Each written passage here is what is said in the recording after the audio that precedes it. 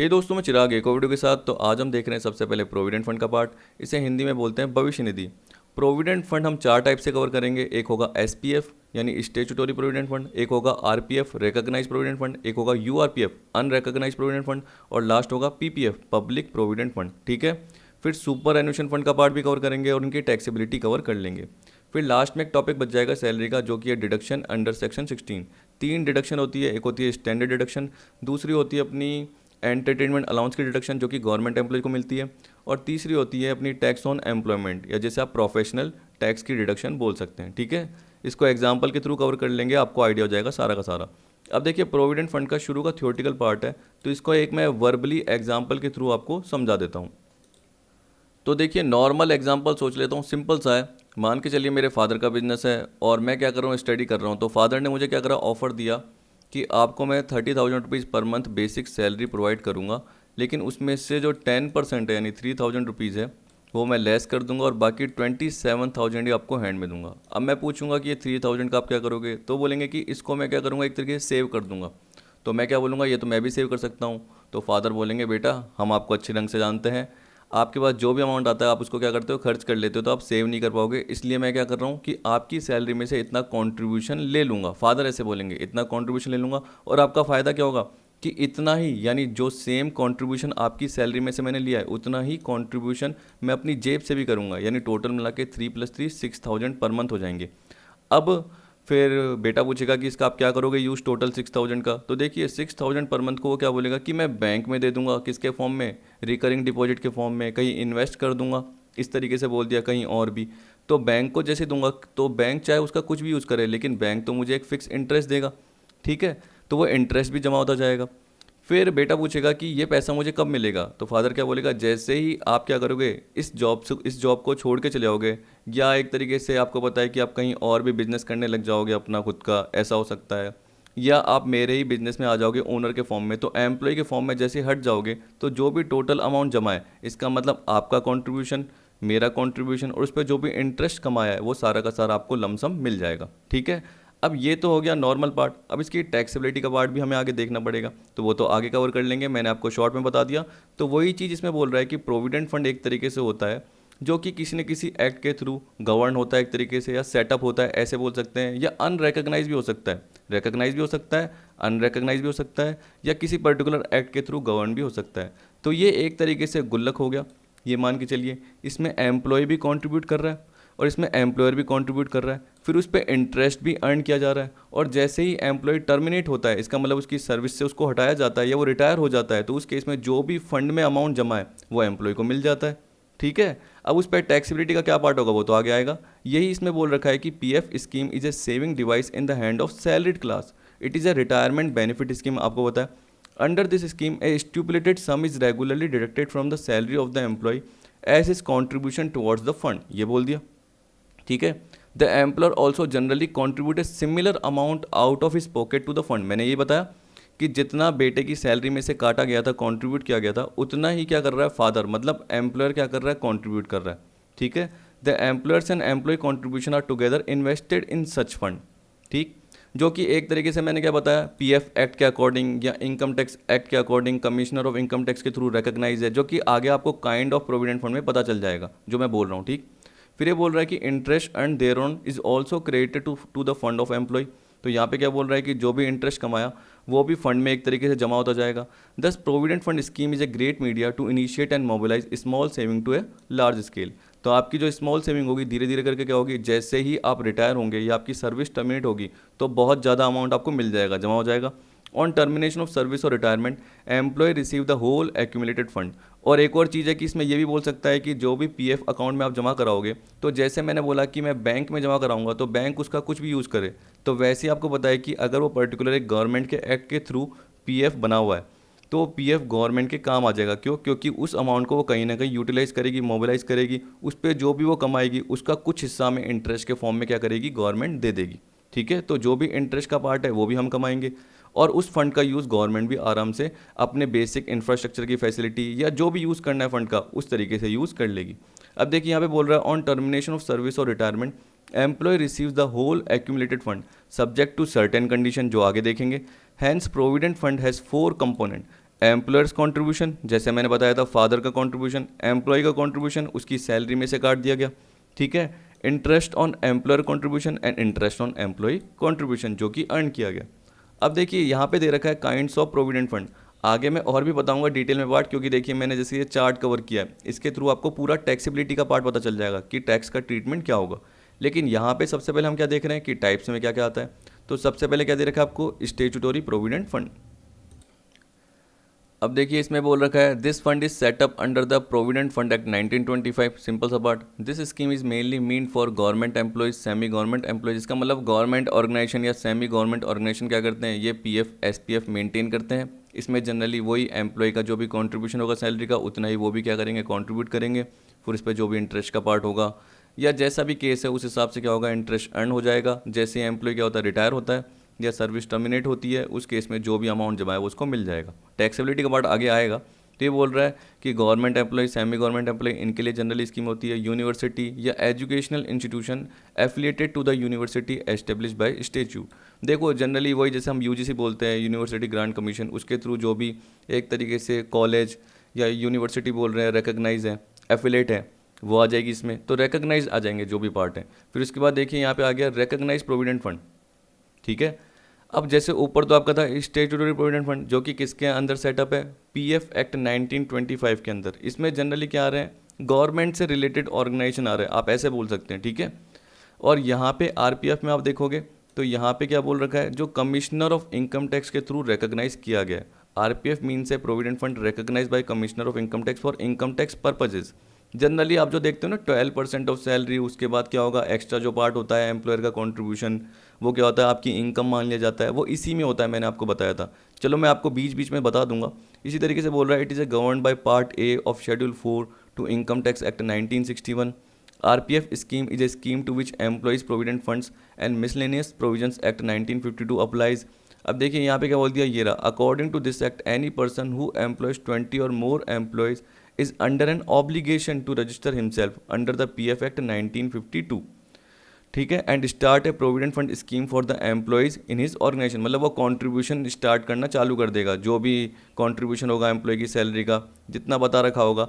अब देखिए ये किसके ऊपर होता है, एम्प्लॉयर के ऊपर होता है कि वो कितना क्या कर रहा है, कंट्रीब्यूट कर रहा है। टैक्सेबिलिटी का पार्ट बात की बात है, जैसे सैलरी का 10% हो रहा है तो उतना ही क्या कर रहा है, एम्प्लॉयर भी कंट्रीब्यूट कर रहा है, जितना सैलरी में से एम्प्लॉय का कंट्रीब्यूशन लिया जा रहा है, जो मैंने बताया। अब जब मैं एग्जाम्पल कराऊंगा तब जाके आपको समझ में आएगा, लेकिन ये तो थ्योरेटिकल पार्ट है जो आपको नॉर्मल सोचना है। अब आप बोलोगे सर 20 से कम एम्प्लॉय हैं तब भी आरपीएफ में मेंटेन किया जा सकता है, हाँ, जरूरी नहीं है। देखिए यहाँ पे ऑब्लिगेशन कब है, जब 20 है उससे ज़्यादा एम्प्लॉय है।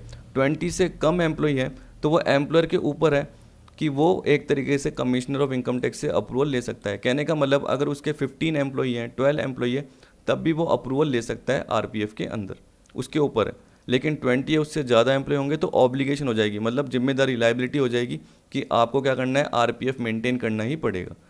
If CIT grants the approval to such fund it is called a recognized provident fund scheme. तो अगर commissioner of income tax approval देता है तब जाके वो रिकॉग्नाइज होगा। अगर मान के चलिए कि वो अगर एसपीएफ नहीं है, आरपीएफ नहीं है, तो वो क्या कहलाएगा, यूआरपीएफ, अनरिकॉग्नाइज्ड प्रोविडेंट फंड कहलाएगा। इसका मतलब कोई गवर्नमेंट ऑर्गेनाइजेशन नहीं है, सेमी गवर्नमेंट ऑर्गेनाइजेशन नहीं है, या किसी स्टेच्यू के अंदर रिकॉग्नाइज इंस्टीट्यूशन नहीं है, तो तब वो यूआरपीएफ से रिलेटेड आएगा, अनरिकॉग्नाइज प्रोविडेंट फंड। वैसे ही बोल रहा है कि रिकॉग्नाइज प्रोविडेंट फंड में क्या हुआ, कमिश्नर ऑफ इनकम टैक्स ने अप्रूवल दे दी, अगर अप्रूवल नहीं दी तो वो अनरिकॉग्नाइज प्रोविडेंट फंड कहलाएगा। तो ये बोल रहा है a scheme started by employer and employees in an establishment which is not approved by CIT is called URPF. ये आ गया। तो देखिए इसमें जनरली क्या हो गया, एक तरीके से छोटी मोटी कोई फर्म आ गई, एक तरीके से बोल सकते हैं फैक्ट्रीज आ गई, जो कि ये यूआरपीएफ मेंटेन कर रही है आपस में ही। तो इसका मतलब एक ट्रस्ट बना ली, उसके अकॉर्डिंग यूआरपीएफ मेंटेन कर दिया, उसमें क्या बोल दिया एम्प्लॉय को कि आपको इतना कंट्रीब्यूट करना है, और एम्प्लॉयर भी क्या बोलेगा, मैं भी इतना कंट्रीब्यूट साथ में सेम अमाउंट कर दूंगा। तो ये अप्रूव्ड नहीं है सीआईटी के थ्रू, याद रखना। अब जब हम एसपीएफ की बात करते हैं तो वो तो गवर्नमेंट, सेमी गवर्नमेंट ऑर्गेनाइजेशन ये आ जाएगा, या एक तरीके से जो पर्टिकुलर किसी स्टेच्यू के थ्रू रिकॉग्नाइज आ जाएगा, लेकिन यहाँ पे कोई रिकग्निशन का पार्ट नहीं है। वैसे अगर आप आरपीएफ की बात करते हैं तो उसमें कौन सी आएंगी चीज़ें, उसमें बैंक आएंगे, फैक्ट्रीज आ जाएंगी बड़ी, एक तरीके से ऐसे बिजनेस ऑर्गेनाइजेशन आ जाएंगे जिसमें 20 या उससे ज़्यादा एम्प्लॉई है, तो उनकी ऑब्लिगेशन बनेगी, सिंपल सा बात। अब देखिए यहाँ पे हमने देखा ऊपर एबीसी में तो एम्प्लॉयर एम्प्लॉई है तब जाके ही कॉन्ट्रीब्यूशन हो रहा है, लेकिन पीपीएफ का मतलब देखिए नाम से क्या पता चल रहा है, पब्लिक प्रोविडेंट फंड। तो आपका एम्प्लॉयमेंट में होना ज़रूरी नहीं है। अगर आप सेल्फ एम्प्लॉयड भी हैं तब भी आप इसमें कंट्रीब्यूट कर सकते हो। तो इसका मतलब ज़रूरी नहीं कि यहाँ पे एम्प्लॉयर आए। एम्प्लॉय यानी एक पब्लिक, ठीक है, एम्प्लॉय या कोई पब्लिक भी हो सकता है। जैसे मैं नॉर्मल पर्सन, मुझे पता है कि मैं एम्प्लॉय नहीं हूँ, मैं सेल्फ अर्न पर्सन हूँ, मेरी आराम से कोचिंग है, आपको पढ़ा रहा हूँ, पर मेरा जो भी अमाउंट मुझे पता है कि मुझे सेव करना है, तो मैं कैसे कर सकता हूँ, बैंक में जमा कर सकता हूँ। वैसे ही मैं पीपीएफ में भी कंट्रीब्यूशन कर सकता हूँ। तो बोल रहा है this scheme is covered under public PF act 1968। In this scheme there is no employers contribution, नहीं होगा। Any member of the public whether in employment और नॉट, यानी चाहे वो एम्प्लॉय हो चाहे वो नहीं हो, may contribute to this fund. Therefore, even self-employed persons may contribute to this fund. Individual may contribute to this fund on his own behalf as also on behalf of a minor of whom he is the guardian. यानी इसका मतलब person खुद भी क्या कर सकता है, contribute कर सकता है, और पर्सन गार्जियन के फॉर्म में भी कंट्रीब्यूट कर सकता है, यानी जो भी माइनर है उसके बिहाफ पे वो कंट्रीब्यूट कर सकता है। जैसे मैं भी कंट्रीब्यूट कर सकता हूँ, मैंने बताया, वैसे ही मैं अपनी बेटी के बिहाफ पे, क्योंकि बेटी क्या है, माइनर हो गई, उसके बिहाफ पे भी मैं क्या कर सकता हूँ, इस पीपीएफ में कंट्रीब्यूट कर सकता हूँ। The employee can deposit money in PPF account in addition to other provident fund schemes, क्योंकि वहाँ पे तो एम्प्लॉयर एम्प्लॉय के रिलेशनशिप के फॉर्म में हो गया, लेकिन यहाँ पे तो आप नॉर्मल जैसे बैंक में जमा कराते हो, तो वैसे ही मान के चलिए कि पीपीएफ में आप जमा करा सकते हो, यानी पब्लिक भी जमा करा सकती है। The minimum contribution to this fund is ₹500 and maximum ₹1,00,000 per year. मैं तो बोलता हूँ कि आपको कुछ ना कुछ इसमें जमा कराना चाहिए। क्यों? क्योंकि एक तरीके से इसमें डिडक्शन भी मिलती है एटीसी की, और हम क्या बोलते हैं कि जो लमसम अमाउंट आपको मिलेगा जो भी है वो भी एग्जम्प्ट होता है। तो आपका एक तरीके से इनकम टैक्स के पर्पज से फ़ायदा हो जाएगा। तो आपको पीपीएफ में क्या करना चाहिए, एक तरीके से जमा कराना चाहिए। जो भी नॉर्मल मंथली अमाउंट है ज़रूर जमा कराइए।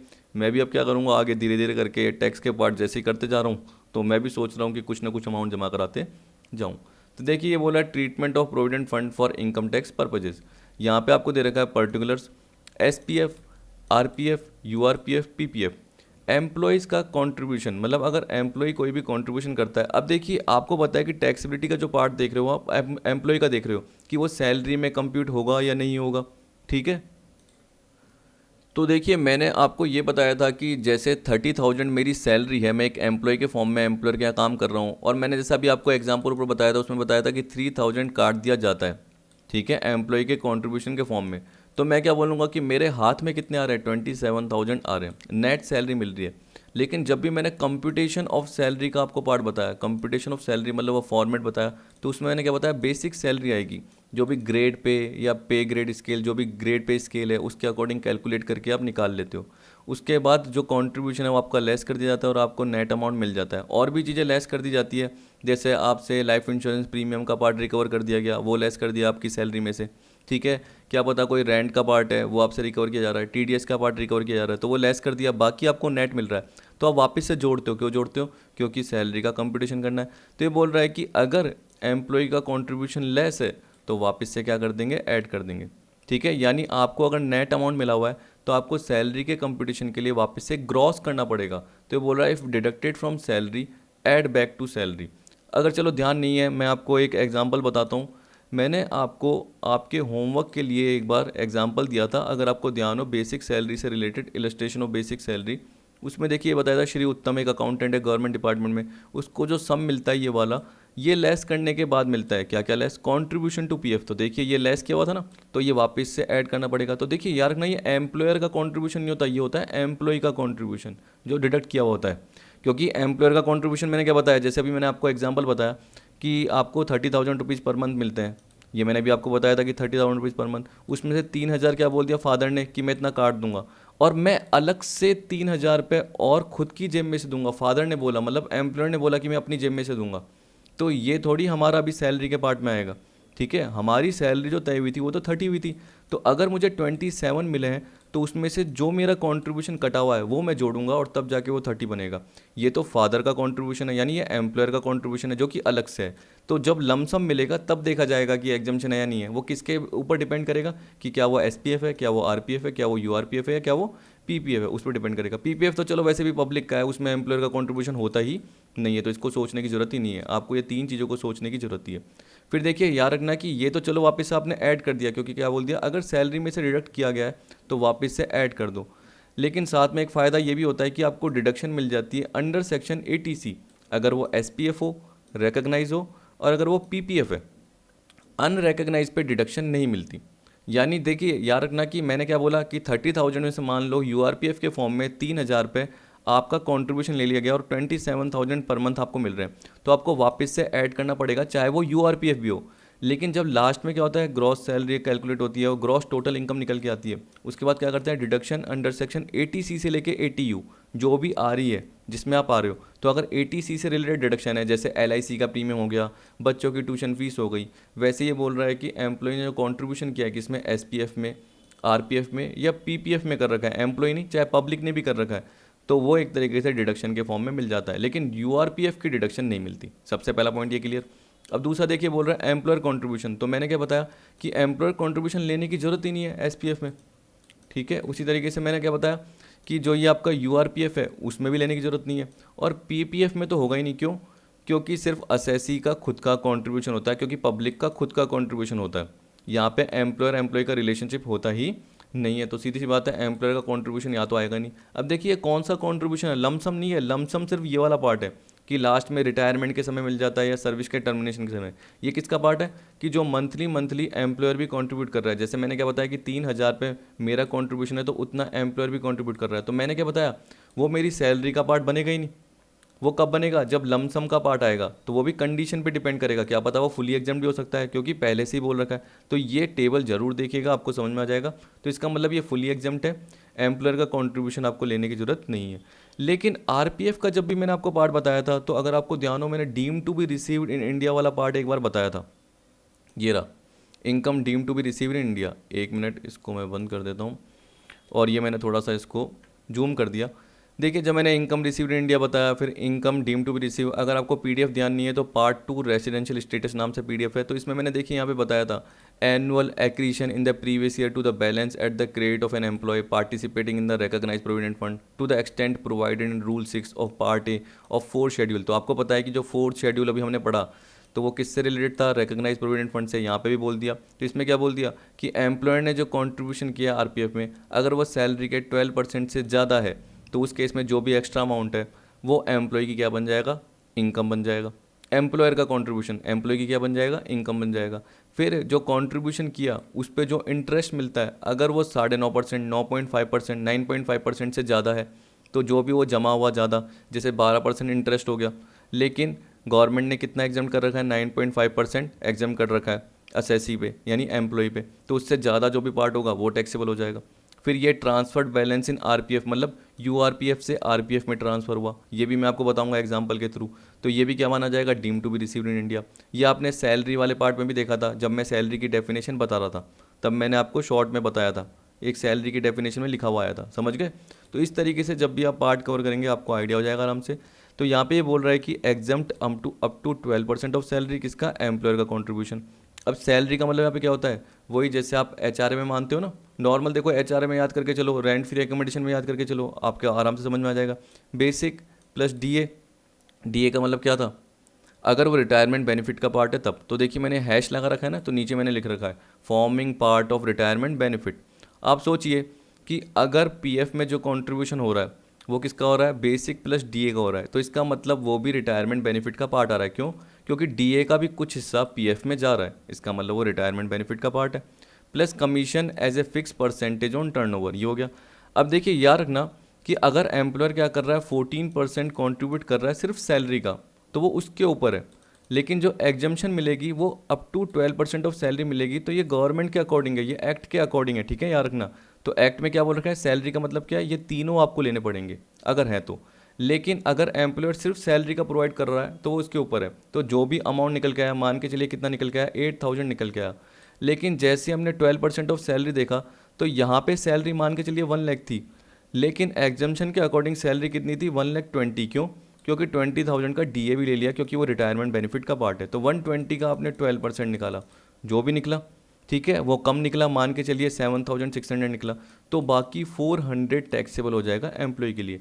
क्योंकि 14% ऑफ सैलरी एक तरीके से इतना कंट्रीब्यूट किया था एम्प्लॉयर ने, जितना एम्प्लॉय करता है उतना ही एम्प्लॉयर कंट्रीब्यूट कर रहा है 8,000, लेकिन एग्जाम्शन कितनी मिल रही है 12% ऑफ सैलरी, तो 120 का 12%, तो 20,000 क्यों ज़्यादा लिए, क्योंकि क्या पता डीए भी रिटायरमेंट बेनिफिट का पार्ट हो, क्या पता कमीशन हो परसेंटेज के फॉर्म में, तो एम्प्लॉयर तो कुछ भी कंट्रीब्यूट कर सकता है, लेकिन एग्जाम्शन में जब भी सैलरी का पार्ट देखेंगे तो सैलरी जो पहले से बता रखी होगी बोलेंगे, ठीक है। Amount in excess of 12% of salary is taxable, आगे समझ में। यहाँ पे नॉट टैक्सेबल, देखिए जब भी नॉट टैक्सेबल बोल रहा हूँ तो इसका मतलब जैसे ये फुली एग्जाम्प्ट है, ये भी फुली एग्जाम्प्ट है, और ये भी एक तरीके से मानना फुली एग्जाम्प्ट है, क्योंकि आपको कन्फ्यूज होने की जरूरत नहीं है। पर अगर आपको ध्यान हो तो पीपीएफ में क्या होता है, एम्प्लॉयर का कॉन्ट्रीब्यूशन होता ही नहीं है, इसलिए नॉट एप्लीकेबल है एनए। अब देखिए इस पे इंटरेस्ट मिलेगा, क्या मिलेगा, इंटरेस्ट। तो आप देख सकते हो कि ये जो इंटरेस्ट दिखा रखा है, एम्प्लॉय का कॉन्ट्रीब्यूशन, एम्प्लॉयर का कॉन्ट्रीब्यूशन, अब देखिए बोल रहा है इंटरेस्ट ऑन पीएफ, तो ये फुली एग्जाम्प्ट है, नॉट टैक्सेबल एट प्रेजेंट, तो मतलब ये भी फुली एग्जाम्प्ट है और ये भी फुली एग्जाम्प्ट है, सिर्फ किस में आ गया, आरपीएफ में आ गया। अब वो किसका होता है, एक तरीके से जो भी एम्प्लॉयर का कॉन्ट्रीब्यूशन है उस पर जो पीएफ का पार्ट है, अगर वो इंटरेस्ट का पार्ट है, यानी जो भी पीएफ में कॉन्ट्रीब्यूशन हो रहा है उसमें जो इंटरेस्ट का पार्ट है अगर वो 9.5% से ज़्यादा हो गया तो कोई भी एक्सेस का पार्ट जो भी है वो टैक्सेबल हो जाएगा, नॉर्मल सा पार्ट। अब देखिए विड्रॉल, विड्रॉल का मतलब क्या है कि लमसम अमाउंट जब भी मिलेगा, जैसे आपकी सर्विस टर्मिनेट हो गई, रिज़ाइन करवा दिया आपको हटा दिया गया या रिटायरमेंट हो गया, तो उस केस में जो भी आपका पीएफ का टोटल अमाउंट जमा है, आपका कंट्रीब्यूशन, एम्प्लॉयर का कंट्रीब्यूशन, उस पे जो इंटरेस्ट का पार्ट है सारा का सारा, अब वो एग्जाम्प्ट होगा या नहीं होगा वो देखना है। तो देखिए एसपीएफ में और पीपीएफ में फुली एग्जाम्प्ट, एसपीएफ में तो क्यों आपको ध्यान रहता है क्योंकि गवर्नमेंट एम्प्लॉय है, देखो उसको थोड़ा क्या एक्स्ट्रा बेनिफिट मिलते हैं, तो मान के चलिए लमसम जो भी अमाउंट मिला वो तो एग्जाम्प्ट है फुली, कोई सर्टेन कंडीशन फॉलो करने की जरूरत नहीं है, इसका मतलब चाहे उसने 3 साल काम किया, 2 साल काम किया, उसका जो भी पीएफ जमा हुआ तो भी एग्जाम्प्ट हो जाएगा। लेकिन इसमें कुछ सर्टेन कंडीशन है जिसमें क्या बोलेगा, 5 साल से ज़्यादा आपको क्या करनी पड़ेगी, सर्विस करनी पड़ेगी, 5 साल या उससे ज़्यादा सर्विस करनी पड़ेगी, तब जाके आपका क्या होगा, एग्जाम्प्ट का पार्ट होगा, ठीक है। और यहाँ पे ये यूआरपीएफ का है, ये बोल रहा है it become taxable when accumulated balance is withdrawn by employee, इसका मतलब एम्प्लॉय तो विड्रॉन करेगा, सीधी सी बात है, विड्रॉल कौन करेगा, जिसका अमाउंट है, सीधी सी बात। एम्प्लॉय का कंट्रीब्यूशन प्लस एम्प्लॉयर का कंट्रीब्यूशन लास्ट में किसको मिलेगा, एम्प्लॉय को तो मिलेगा, तो एम्प्लॉय जो भी लमसम अमाउंट निकालेगा उसके बाद वो टैक्सेबल हो जाएगा। तो इसके लिए नोट देखिए 1 और इसके लिए देखिए नोट 2, ये किसका पार्ट है, यूआरपीएफ का, और ये किसका पार्ट है, आरपीएफ का, ठीक है। और जो ये एसपीएफ है ये एग्जाम्प्ट है और ये पीपीएफ है ये एग्जाम्प्ट है, तो हम ये दोनों का पार्ट कवर कर रहे हैं। डीए देखिए मैंने आपको बता दिया था, forming part of retirement benefit only to be considered, पर ये किस केस में, अगर हम 12% ऑफ सैलरी का पार्ट देख रहे हैं तो, ठीक है। हम एम्प्लॉयर के कंट्रीब्यूशन की बात नहीं कर रहे हैं, हम क्या बोल रहे हैं, जो पहले से स्पेसिफिक बता रखा है कि इतना एग्जाम्प्ट है, तो उस केस में सैलरी में क्या आएगा, basic plus DA plus commission, DA कब आएगा, अगर वो रिटायरमेंट बेनिफिट का पार्ट है, ठीक है। अब इंपॉर्टेंट नोट्स में क्या बोल रखा है, lump sum amount withdrawn from URPF, जो कि नोट 1 मैंने बोला। देखिए लमसम अमाउंट अगर एम्प्लॉय ने निकाला जो भी है, किस में से, अनरिकॉग्नाइज्ड प्रोविडेंट फंड में, क्योंकि वो रिटायर हो गया या उसकी सर्विस को टर्मिनेट कर दिया गया, तो क्या बोल रहा है, जो भी एक्यूमुलेटेड एम्प्लॉय कंट्रीब्यूशन है वो टैक्सेबल नहीं होता, लेकिन एम्प्लॉयर का जो भी जमा कंट्रीब्यूशन है प्लस उस पे जो इंटरेस्ट इकट्ठा हुआ था वो टैक्सेबल है as profit in लिeu of salary, ये इंपॉर्टेंट है, एग्जाम में आ सकता है, ठीक है।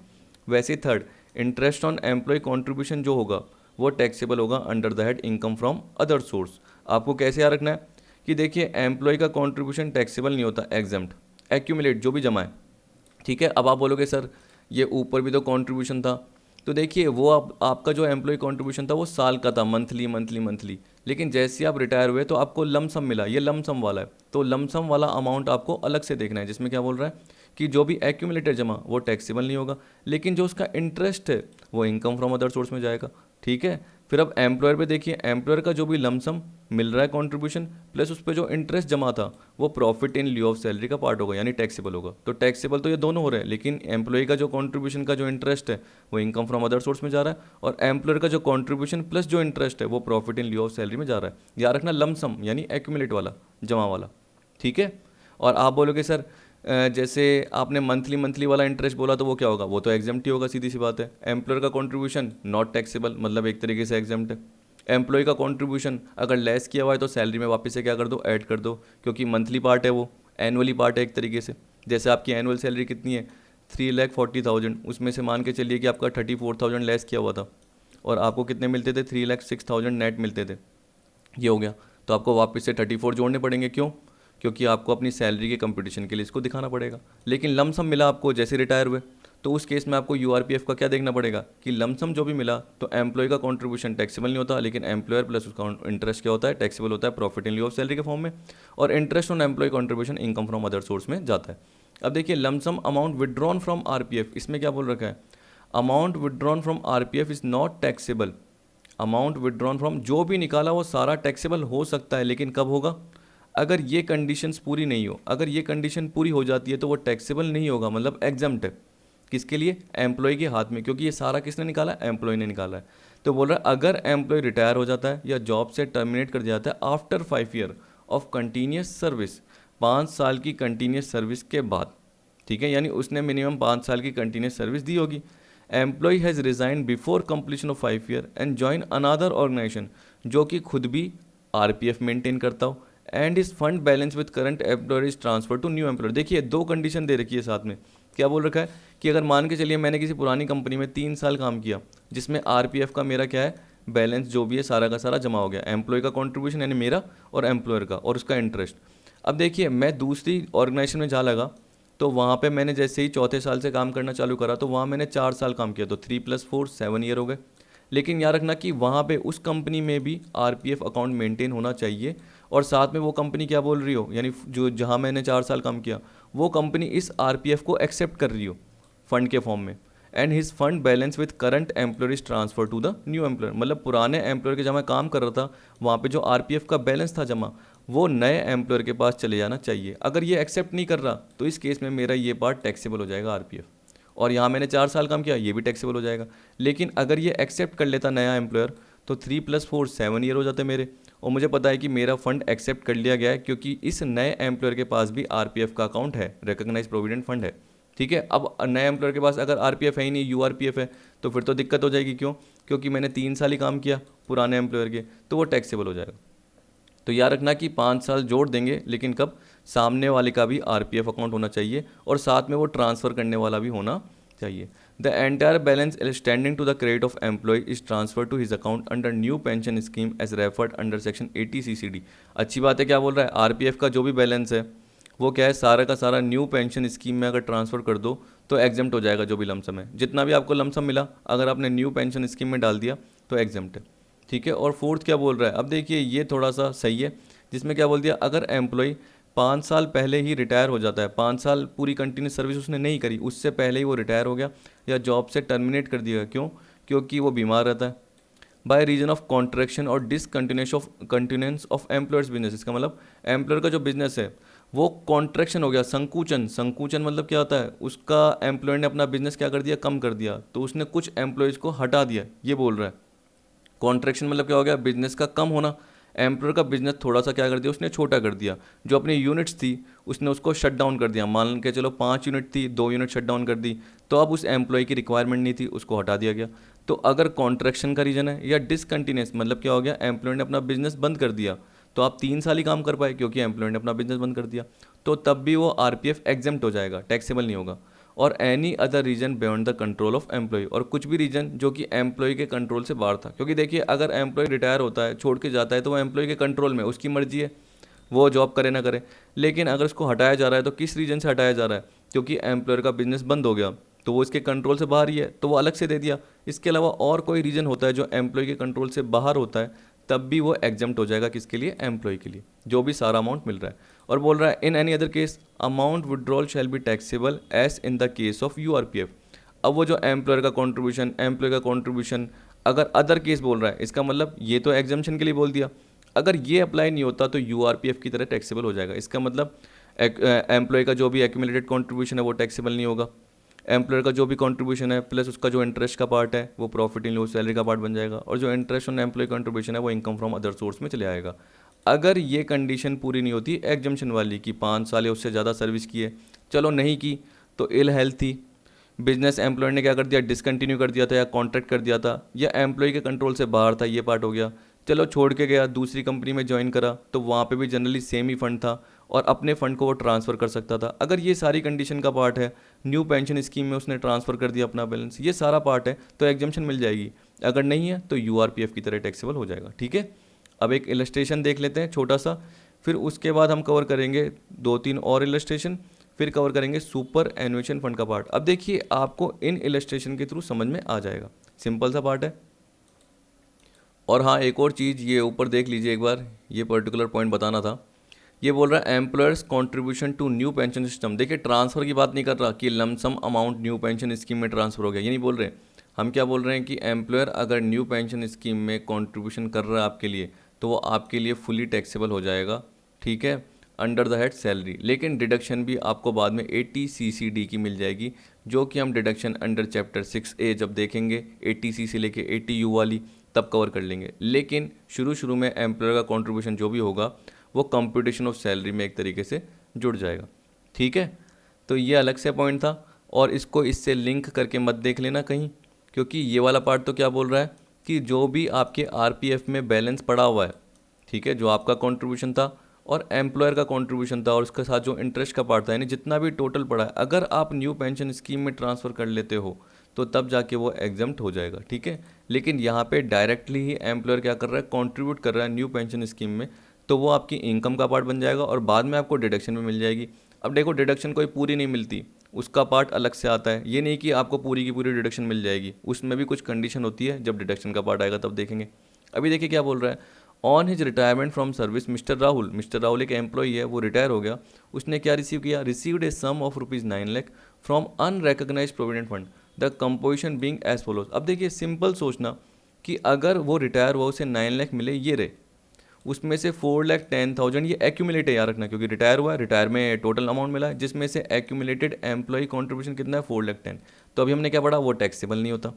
इंटरेस्ट ऑन एम्प्लॉय कंट्रीब्यूशन हमने क्या पढ़ा, इनकम फ्रॉम अदर सोर्स। इस तरीके से याद कीजिए, एम्प्लॉयर कंट्रीब्यूशन और उसका इंटरेस्ट किस में जाएगा, profit in lieu of salary, खत्म।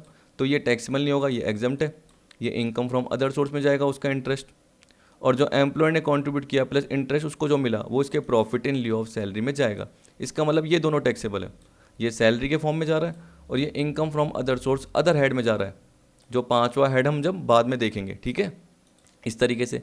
पर अब देखिए सॉल्यूशन में यही बोल रखा है, whenever any amount is withdrawn और at the time of retirement the credit balance in URPF is refunded to the employee. ये बोल रहा है मतलब जो भी उसके अकाउंट में जमा होता है URPF में, वो सारा का सारा उसे मिल जाता है। इसमें बोल दिया employer's contribution and interest on employer's contribution is taxable in the hand of employee as profits in lieu of salary. मैंने आपको बताया 4,10,000 plus 40 4,50,000। Interest on employees own contribution in URPF is taxable under head income from other source, ₹10,40,000 is taxable under head income from other source. Employee contribution जो कि ऊपर वाला था, ठीक है, from URPF is not taxable since it was not allowed as deduction when it was paid. ये ऐसे क्यों बोल रहा है, क्योंकि आपको पता है कि जब मैंने ऊपर टेबल में बताया तो आपको क्या बताया था कि इसकी डिडक्शन मिलती ही नहीं है। सिंस क्या बोल रहा है कि जब भी हम डिडक्शन की बात करते थे तो एनुअली अमाउंट की डिडक्शन मिल ही नहीं रही थी, तो एम्प्लॉय का जब भी टोटल अमाउंट मिलता है वो पूरा एक साथ क्या होता है, एग्जम्प्ट हो जाता है, टैक्सेबल नहीं होता, क्योंकि डिडक्शन इसको मिल नहीं रही।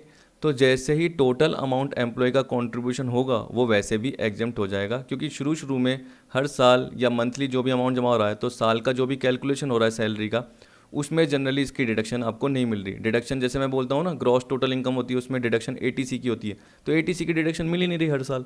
तो इसका मतलब रिटायरमेंट पे जो भी लमसम अमाउंट मिलेगा वो टैक्सेबल नहीं होगा, एग्जम्प्ट होगा, इस रीज़न से ये बोल दिया। अब देखिए अगला इलस्ट्रेशन देखिए, ये थोड़ा सा कैलकुलेशन वाला है।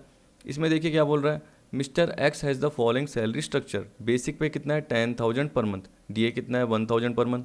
कमीशन कितना है, फिक्स 2,000 रुपीज़ फिक्स है। एंटरटेनमेंट अलाउंस कितना है, 2,000 पर मंथ है। अब देखिए बोल रहा है X contribute ₹20,000 to provident fund. Employer also makes a matching contribution. Compute gross salary of if mister X is a government employee and such provident fund is a statutory provident fund. अब आपको क्या बोल रहा है, gross salary पता करनी है। दूसरे में क्या बोल रहा है, mister X is an employee of Y limited, किसी प्राइवेट कंपनी का, and such fund is a recognised fund, मतलब RPF।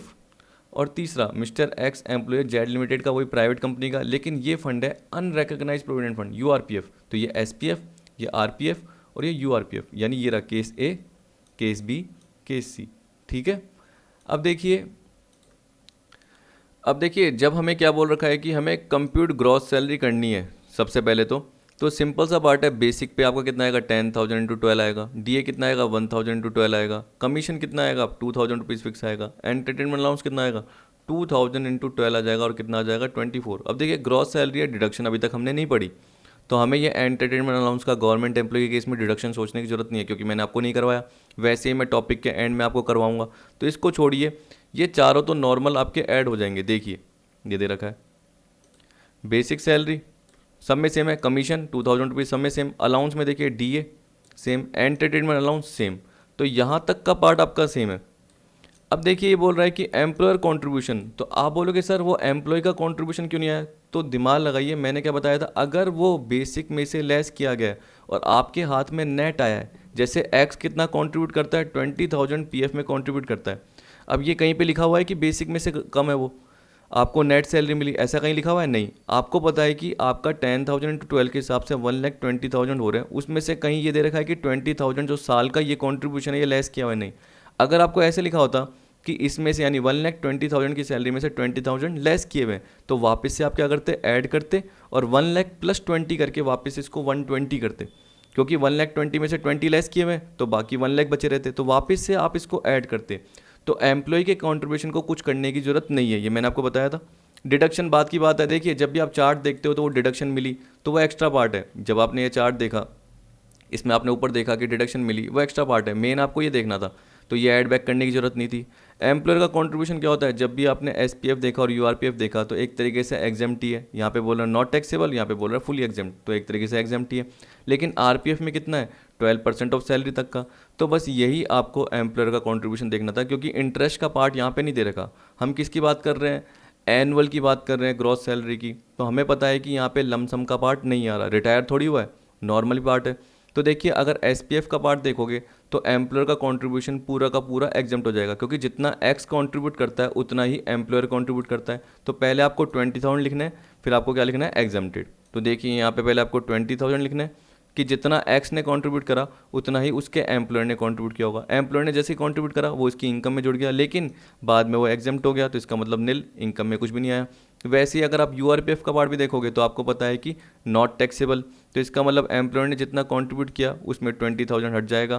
Contribution to statutory and unrecognised provident fund is fully exempted, ये दे रखा है ना 1, ये दे रखा है ना 1, तो ये इसका नोट है, ये फुली एग्जेम्प्ट है। लेकिन अगर B वाला केस आ गया, मतलब RPF वाला आ गया, तो आप देखिए 20,000 एम्प्लॉयर ने कंट्रीब्यूशन किया, लेकिन अब हमें क्या देखना पड़ेगा, एग्जेम्प्टेड पार्ट, जो कि कितना है, अप टू 12% ऑफ सैलरी। अब देखिए मैं यहाँ पे ये मान के चल रहा हूँ, याद रखना, आप क्या बोलते हैं सर आपने DA क्यों लिया है, रिटायरमेंट बेनिफिट तो बोल नहीं रखा। तो देखिए जो एक्स ने कंट्रीब्यूट किया था ना, तो एम्प्लॉयर क्या बोल रहा होगा, ये मान के चलिए कि बेसिक प्लस DA का आपका पार्ट है। कमीशन तो चलो फिक्स है रुपीज़ में, जबकि कमीशन परसेंटेज में होना चाहिए। लेकिन देखिए मैंने क्या बताया, एम्प्लॉयर जो भी कंट्रीब्यूट करता है वो उसके ऊपर है, वो चाहे तो बेसिक का भी कर सकता है पूरा का पूरा। अगर वो बेसिक का कंट्रीब्यूट कर रहा होता तो मैं DA नहीं लेता, क्यों, क्योंकि मुझे पता है कि DA वो रिटायरमेंट बेनिफिट का पार्ट नहीं है। लेकिन अगर एम्प्लॉयर ने बेसिक प्लस DA का कुछ कंट्रीब्यूट करा, बेसिक प्लस DA का कुछ कंट्रीब्यूट किया, जो कि अराउंड 20,000 साल का बन रहा है, तो उस केस में क्या बोलूँगा कि DA भी एक तरीके से PF में आ रहा है, यानी DA का कुछ प्रपोर्शन PF के फॉर्म में आ रहा है, मतलब वो रिटायरमेंट बेनिफिट का पार्ट बन रहा है। तो हम यहाँ पे ये मान के चल रहे हैं कि जो 20,000 रुपये का कंट्रीब्यूशन है इसमें DA का पार्ट भी है। इसलिए जब भी इनकम टैक्स के अकॉर्डिंग जो 12% ऑफ सैलरी लेंगे, तो DA को रिटायरमेंट बेनिफिट का पार्ट मानते हुए क्या बोलेंगे कि 1,20,000 की बेसिक सैलरी थी, कमीशन फिक्स था इसलिए नहीं लिया, और DA 12,000 लिया, तो 1,32,000 का 12% निकाल के देखा। आपके पास कैलकुलेटर होगा, एक बार कैलकुलेटर के थ्रू निकाल के देख लेना, या नॉर्मल भी कैलकुलेट करके देख लेना, 15,840 आएगा, 15,840 आएगा। ठीक है, तो ये 15,840 यहाँ पे आ गया। देखिए तो 20 में से ये लेस हो गया। आप बोलोगे सर अगर ज़्यादा आता तो सीधी सी बात है नील ही होता, क्या होता, नील, क्योंकि एग्जाम्शन आपकी ज़्यादा आ रही है और वो नेगेटिव जाती नहीं है कभी भी एग्जाम्शन, तो सीधी सी बात है यहाँ पे नील ही आएगा। अगर जैसे यहाँ पे 21,000 कैलकुलेट हो रहा होता तो 20 में से 21 करेंगे, माइनस थोड़ी करेंगे, नील ही लिखेंगे। तो यहाँ पे हम बोल रहे हैं कि यहाँ तक का एग्जाम्प्ट होगा, 20 तक का, लेकिन कितना एग्जाम्प्ट हुआ है हमारा 15,840, तो बाकी जो होगा वो 4,160 क्या हो जाएगा, टैक्सेबल हो जाएगा। ठीक है, तो 12% ऑफ सैलरी तक का एग्जाम्प्ट होता है। सैलरी का मतलब basic plus DA plus commission. DA कब, अगर रिटायरमेंट बेनिफिट का है, तो हमने यही मान के चला है कि जो एम्प्लॉयर ने 20,000 कंट्रीब्यूट किए हैं उसमें DA रिटायरमेंट बेनिफिट का पार्ट है, तभी हमारे 12% ऑफ सैलरी के लिए हमने DA को भी लिया है, वरना नहीं लेते। ठीक है, उस हिसाब से बन जाता। अजम्पशन है अभी तो, क्योंकि अभी प्रॉपर इन्फॉर्मेशन नहीं दे रखी। अब देखिए अपना इसका लास्ट टॉपिक है, फिर सुपरएनुएशन फंड का आ जाएगा, तो इसका भी मैंने एग्जांपल कवर किया है ताकि आपको आइडिया हो जाए। देखिए इतना टिपिकल नहीं है जो आप बनाते हो। आप सोचिए कि ये बोला transferred balance conversion of URPF to RPF. इसका मतलब क्या है कि अगर अनरिकॉग्नाइज्ड प्रोविडेंट फंड था आपका, आपकी कंपनी का, ठीक है, वो ये मेंटेन करते थे, लेकिन उन्होंने क्या करा, अब कमिश्नर से अप्रूवल ले ली, कमिश्नर ऑफ इनकम टैक्स से, और पीएफ एक्ट जो भी है उसके अकॉर्डिंग 1952 उसके अकॉर्डिंग वो क्या करने लग गए, एक तरीके से रजिस्टर्ड हो गए, और CIT commissioner of income tax की अप्रूवल मिल गई, तो इसका मतलब वो रिकॉग्नाइज्ड प्रोविडेंट फंड बन गए। तो ये बोल रहा है कि यूआरपीएफ में जो भी आपका अमाउंट जमा था वो आरपीएफ में चले गया, जो भी पार्ट है। तो अब टैक्सेबिलिटी का पार्ट कैसे आएगा, ये मान के चलेंगे कि अगर आपका जो भी पार्ट था, जैसे 2 साल तक आपका यूआरपीएफ था, फिर उसके बाद वो आरपीएफ में कन्वर्ट हुआ, तो ये बोल रहा है कि ऐसे मान के चलेंगे कि 2 साल पहले भी आरपीएफ था, ऐसे मान के चलेंगे, और उसके हिसाब से 12% ऑफ सैलरी जनरली देखेंगे। अब देखिए याद रखना कि मैं क्या बोलता हूँ, 12% ऑफ सैलरी जो एग्जम्पशन है वो देखेंगे, बाकी पार्ट टैक्सेबल हो जाएगा। अभी क्वेश्चन कराऊंगा तो समझ में आएगा, देखिए वैसे ज़्यादा समझ में नहीं आएगा। तो ये क्या मान के चल रहा है कि यूआरपीएफ जैसे आरपीएफ में कन्वर्ट हो जाता है, तो जब भी यूआरपीएफ अकाउंट कंपनी ने खोला था तब से मान के चलेंगे कि अगर आरपीएफ अकाउंट होता तो कितनी एग्जम्पशन होती, सैलरी का 12%, और जितना ये कॉन्ट्रीब्यूशन है जो पीएफ में होता है उसका 9.5% इंटरेस्ट होता है वो एग्जम्प्ट होता है, तो उससे ज़्यादा अगर इंटरेस्ट हो गया वो टैक्सेबल हो जाएगा। तो ये बोल रहा है कि जो भी ज़्यादा अमाउंट है वो टैक्सेबल हो जाता है। कैसे, एक बार पढ़ के देख लीजिए, फिर देखिए मैं क्वेश्चन करा देता हूँ, या पहले एक बार क्वेश्चन करा देता हूँ, उसके थ्रू आपको ये थ्योरेटिकल पार्ट भी समझ में आ जाएगा। देखिए इलस्ट्रेशन में क्या बोल रहा है, mister Sharma has been appointed as an accountant of ABC limited as on 1 April 17। ढंग से पढ़ना, ठीक है। Since then he is working with the same company, वो सेम कंपनी में काम कर रहा है। Salary structure and increment detail are as under. 5000 ये इंक्रीमेंट है, कब तक, जब तक 8000 नहीं होती, फिर 1500 रुपये इंक्रीमेंट होगा पर मंथ का 1 साल के लिए, फिर उसके अगले साल 1500 पर मंथ, फिर उसके अगले साल 1500 पर मंथ, कब तक, जब तक कि 14000 नहीं हो जाते, 14000 नहीं हो जाते, यानी 4 बार होगा इंक्रीमेंट, क्योंकि 1500 प्लस 1500 प्लस 1500 प्लस 1500 6000 हो जाते हैं। तो ये 4 साल में इंक्रीमेंट होने के बाद 14000 यहाँ तक पहुँच जाएगा। वैसे डीए जो है वो 3000 है, 500 रुपये इंक्रीमेंट है, कब तक, जब तक 5000 नहीं हो जाते, और जैसे ही 1000 ये हो जाएंगे तब जाके वो क्या हो जाएगा, 10000 हो जाएगा। जब तक यानी 10000 नहीं हो जाता, he and his employer contribute to URPF 14% of basic and DA. अब देखिए ये समझ गए आप कि मैंने क्या बोला कि उसका जो कंट्रीब्यूशन कर रहे हैं वो कितना कर रहे हैं, बेसिक सैलरी का प्लस डीए का, मतलब डीए रिटायरमेंट बेनिफिट का पार्ट है, क्योंकि डीए का कुछ हिस्सा भी यूआरपीएफ में जा रहा है, और जो यूआरपीएफ का जो भी अमाउंट होगा वो किसको मिलेगा, एम्प्लॉय को मिलेगा, मतलब डीए आपके रिटायरमेंट बेनिफिट का पार्ट है। Every year 9% interest is created to such fund, ये बोलता है कि हर साल क्या है, 9% इंटरेस्ट सच फंड में क्रिएट किया जाता है। एज ऑन 1 अप्रैल 19, मतलब 2 साल बाद, 1 अप्रैल 17 को आप अपॉइंट हुए, 2 साल बाद द फंड गेट रिकग्निशन, इसका मतलब कमिश्नर ऑफ इनकम टैक्स के थ्रू अप्रूवल मिल गई। Hence the accumulated balance in URPF was transfer to RPF, URPF से वो कहाँ ट्रांसफर हो गया, आरपीएफ में हो गया। Comment on tax treatment of such transferred balance, ये बोल रहा है। अब देखिए सबसे पहले आपको क्या करना है, सैलरी का पार्ट देखना है। तो सैलरी यहाँ पे कहीं दे नहीं रखी कि जब उसको अपॉइंट किया गया तो सैलरी क्या तय की थी, तो हम यही मान के चलेंगे कि ये जो जनरली दे रखा है ग्रेड पे, तो 5000 से ही उसकी स्टार्ट हुई थी। अगर देखिए क्वेश्चन में बोलता कि वो 9500 पे लगा, तो इसका मतलब 8000 प्लस 1500, 9500 उसकी थी एक तरीके से पर मंथ, और इसके अलावा 6000 उसका डीए था, हमें पता था। अगर ऐसा बोलता फिर हम क्या बोलते कि 1 साल तक तो उसको ये मिलते, फिर उसके बाद प्लस 1500 जुड़ जाते तो उसके 11000 हो जाते, प्लस जो डीए के हैं वो 1000 जुड़ जाते तो उसके 7000 हो जाते, ऐसे हो जाते। लेकिन यहाँ पे बोल ही नहीं रखा, तो यहाँ पे हम क्या बोलेंगे, सैलरी यहाँ से स्टार्ट हुई है। तो जब वो 1 अप्रैल 17 से अपॉइंट हुआ, तो 1 अप्रैल 17 से 31 मार्च 18 उसको 5000 मिलेंगे, और 3000 उसको डीए मिलेगा। तो 5000 इंटू 12 कितने होते हैं, 60000, ठीक है। और उसका वो 14% किस में कॉन्ट्रीब्यूट करता था, यूआरपीएफ में कॉन्ट्रीब्यूट करता था। वैसे ही 3000 इंटू 12 कितने होते हैं, 36, और 36 का 14%, तो आप ऐसे भी तो बोल सकते हो 96,000 का 14%, बेसिक प्लस डीए का 60 प्लस 36, तो देखिए 96 का 14% वो 13440, 13440, ये क्या करता था, एक तरीके से यूआरपीएफ में कंट्रीब्यूट करता था। फिर उसके बाद उसने 2018-19 में भी किया। 2018 से 1 अप्रैल 18 से यानी 1 साल बाद उसकी जो सैलरी है वो 6000 हो गई, और डीए हो गया 3500 हो गया। तो आप देख सकते हो इस तरीके से इसने ये कवर कर रखा है ये 60 प्लस 36 है। 2018-19 को क्या हो गया, वो 72 प्लस 42, क्योंकि आप देखिए कि पहले 5000 सैलरी थी, अब 6000 इंटू 12 करोगे और 3500 जो डी है इंटू 12 करोगे, तो देखिए ये तो आएगा आपका 72 और ये आएगा आपका 42। 72 प्लस 42 का 14% निकालोगे, ये निकल के आया। ठीक, अब इसके बाद 1 अप्रैल 19 से जो ये यूआरपीएफ है वो क्या हो गया, आरपीएफ हो गया। अब से 2019 के बाद से 1 अप्रैल 19 से, यानी कहने का मतलब, ठीक है, आरपीएफ हो गया। तो आप ये मान के चलोगे कि शुरू में यानी 1 अप्रैल 17 से ही वो आरपीएफ था। अगर आपने वो माना होता तो उस केस में क्या होता, 12% ऑफ सैलरी एग्जेम्प्ट होता।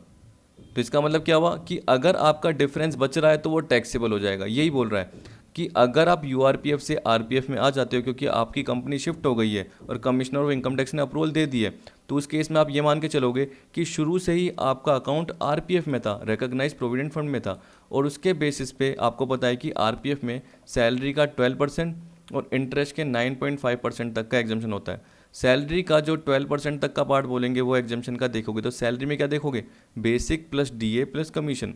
अब देखिए यहाँ पे आपको जो बेसिक और डीए दे रखा है वो कितना था, वही 96 था। आपको पता है कि डीए पूरा का पूरा रिटायरमेंट बेनिफिट का पार्ट था, तो यहाँ पे भी आपने डीए पूरा लिया है 60 प्लस 36।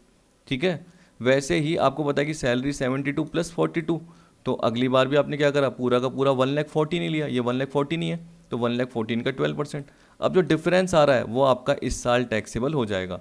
इस साल का मतलब क्या हो गया एक तरीके से, क्योंकि आपको पता है कि 1 अप्रैल 19 से हुआ है, तो 19-20 में ये आपका टैक्सेबल हो जाएगा इतना पार्ट। क्यों, क्योंकि आपको अगर आरपीएफ मान लिया गया है तो ये मान के चलेंगे कि जो पिछले साल के 2 साल के जो यूआरपीएफ का फंड था, ठीक है, उसको अगर हम बोलेंगे कि आरपीएफ होता तो यहाँ तक एग्जाम्प्ट होता, तो आपका जो डिफरेंस का पार्ट है ये उस साल टैक्सेबल इतना होता और ये टैक्सेबल होता। 17-18 में क्या होता 19-20 और 18-19 में 18-19 में होता 2280, तो टोटल टैक्सेबल होता इतना। लेकिन वो अब हम कब टैक्सेबल करेंगे, पिछले साल यानी 19-20 में क्या कर देंगे, इसको टैक्सेबल कर देंगे। समझ गए। और एक और चीज़ सोचना कि जब मैंने आपको बताया कि बेसिक डीए का जो है ना यूआरपीएफ 14% होगा, एक तरीके से ये बोल रहा है, ठीक, बेसिक और डीए का 14%, लेकिन साथ में अगर आपको कमीशन भी एक टर्नओवर के परसेंटेज में दे देता, यहाँ पे नहीं आपको बोलता कि बेसिक आपकी इतनी है, डीए इतना है, और जो कमीशन है ना वो टर्नओवर का एक 5% या 2% होता है। तो जब भी आप 12% ऑफ सैलरी निकालोगे तो आप कमीशन भी लेते हैं। मान के चलिए आपका कमीशन 4000 निकल के आता 17-18 का, तो आप 1 लाख का 12% निकालते हैं 12,000।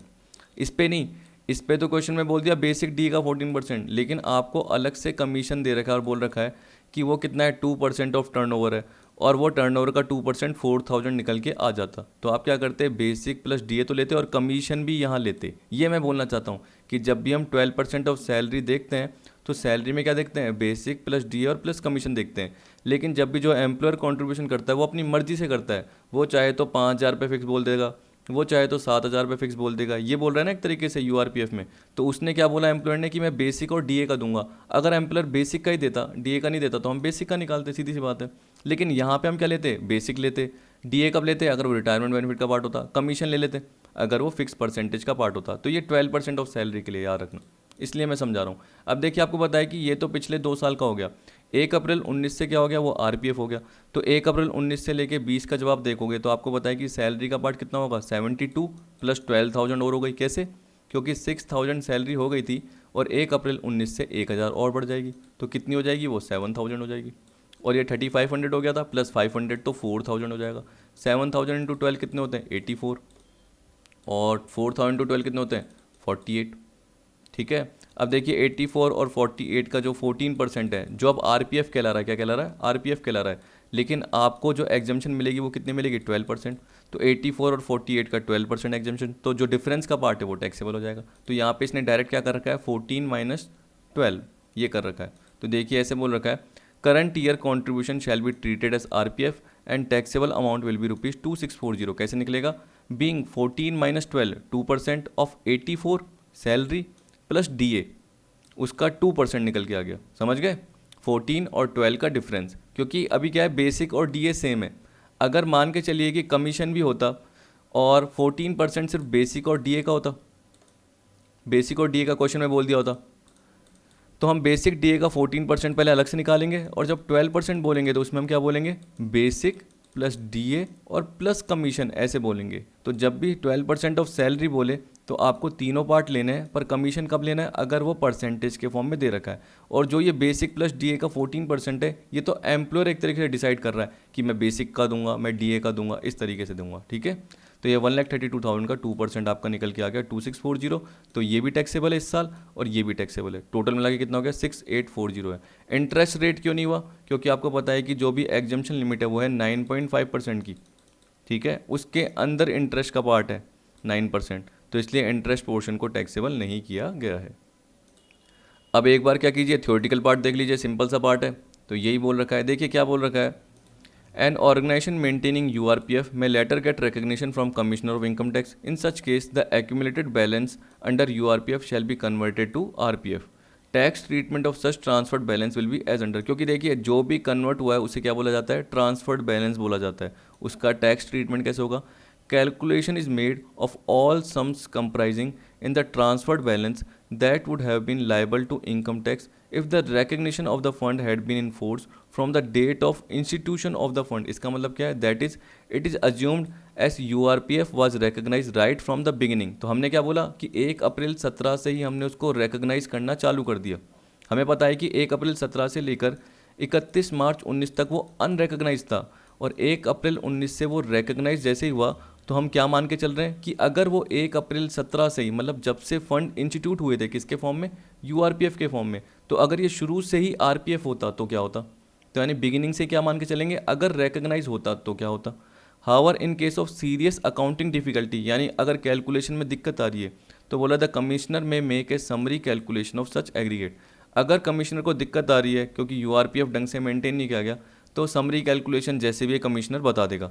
सच aggregate sum is deemed to be the income received by the employee in the previous year in which the recognition of fund takes effect. आ गया, ये बोल रहा है कि जो भी आपका ये कैलकुलेशन हुआ वो कब होगा, पिछले साल 1 अप्रैल 19-20, जैसे अभी हमने देखा, हमें पता है कि उस हिसाब से हमारा टैक्सेबिलिटी का पार्ट आ गया। याद रखना है इसमें डिडक्शन एटीसी की भी नहीं मिलती है। इसके अलावा जो ये बोल रहा है on taxability of such conversion SSC can not claim relief under section 89 subsection 1, तो एक तरीके से डिडक्शन भी नहीं मिलेगी। जैसे मैंने आपको बताया था कि एम्प्लॉय का कॉन्ट्रीब्यूशन है तो डिडक्शन मिलती है, तो वो डिडक्शन एम्प्लॉय को नहीं मिलेगी एटीसी की, और रिलीफ भी नहीं मिलेगी अंडर सेक्शन 89(1), ऐसे बोला जाता है। ठीक, अब आ रहा है आपका सुपर एन्यूएशन फंड। ये बोल रहा है कि जो सुपर एन्यूएशन फंड होता है किसकी तरह होता है, प्रोविडेंट फंड की तरह ही होता है। ये फंड एक तरीके से क्या है, एन्यूटी प्रोवाइड करने के लिए, एन्यूटी पर्पज के लिए एम्प्लॉयर को, वो एम्प्लॉयर द्वारा एम्प्लॉय को एन्यूटी पर्पज के लिए एक तरीके से क्रिएट किया गया है। यहाँ पे एक तरीके से ये हो गया कि एन्यूटी अमाउंट आपका ले लिया गया। मान के चलिए कि आपका जो भी सैलरी का पार्ट है उसका 20,000 पर एनम एन्यूटी के फॉर्म में ले लिया गया, और बोला कि जब आप रिटायर होंगे तो रिटायरमेंट बेनिफिट के फॉर्म में जो भी एन्यूटी का पार्ट आपका जमा है, इसके अलावा जो भी अगर इस पर इंटरेस्ट का पार्ट होगा जो एक तरीके से हमने आपको दिया है, वो सारा का सारा पार्ट जो भी क्रेडिट हुआ है वो आपको मिल जाएगा। तो ये प्रोविडेंट फंड की तरह ही है। प्रोविडेंट फंड में जनरली क्या बोलते हैं कि मंथली एक तरीके से कॉन्ट्रीब्यूट होता है, लेकिन जनरली ये किसके फॉर्म में होता है, एन्यूटी के फॉर्म में होता है। जैसे मैंने आपको बताया था, एक होता है डिफाइंड कॉन्ट्रीब्यूशन प्लान, एक होता है डिफाइंड बेनिफिट प्लान। वो तो इंटरनेशनल सेंस में ऐसे मान के चलिए। नॉर्मली इंडिया में जनरली हम क्या बोलेंगे, कॉन्ट्रीब्यूशन के फॉर्म में होता है, क्योंकि एम्प्लॉयर क्या करता है, उतना ही कंट्रीब्यूट करता है जितना एम्प्लॉय क्या कर रहा है, कंट्रीब्यूट कर रहा है सैलरी में से। तो एम्प्लॉयर से बता देगा कि आपका हम इतना अमाउंट क्या करेंगे, कंट्रीब्यूट करेंगे सुपर एन्यूएशन फंड में। ठीक है, अब मैंने इसमें यह भी बताया कि अगर एम्प्लॉयर 1,50,000 पर एनम से ज़्यादा कंट्रीब्यूट करता है तो बाकी जो एक्स्ट्रा पार्ट है वो आपके लिए टैक्सेबल हो जाता है। तो ये सारा पार्ट मैंने लिखा हुआ है यहाँ पे। ये बोल रहा है these funds are created by employer for the purpose of providing annuities etcetera under trust. तो एक ट्रस्ट क्रिएट हो जाती है जो कि ये फंड मेंटेन कर रही है।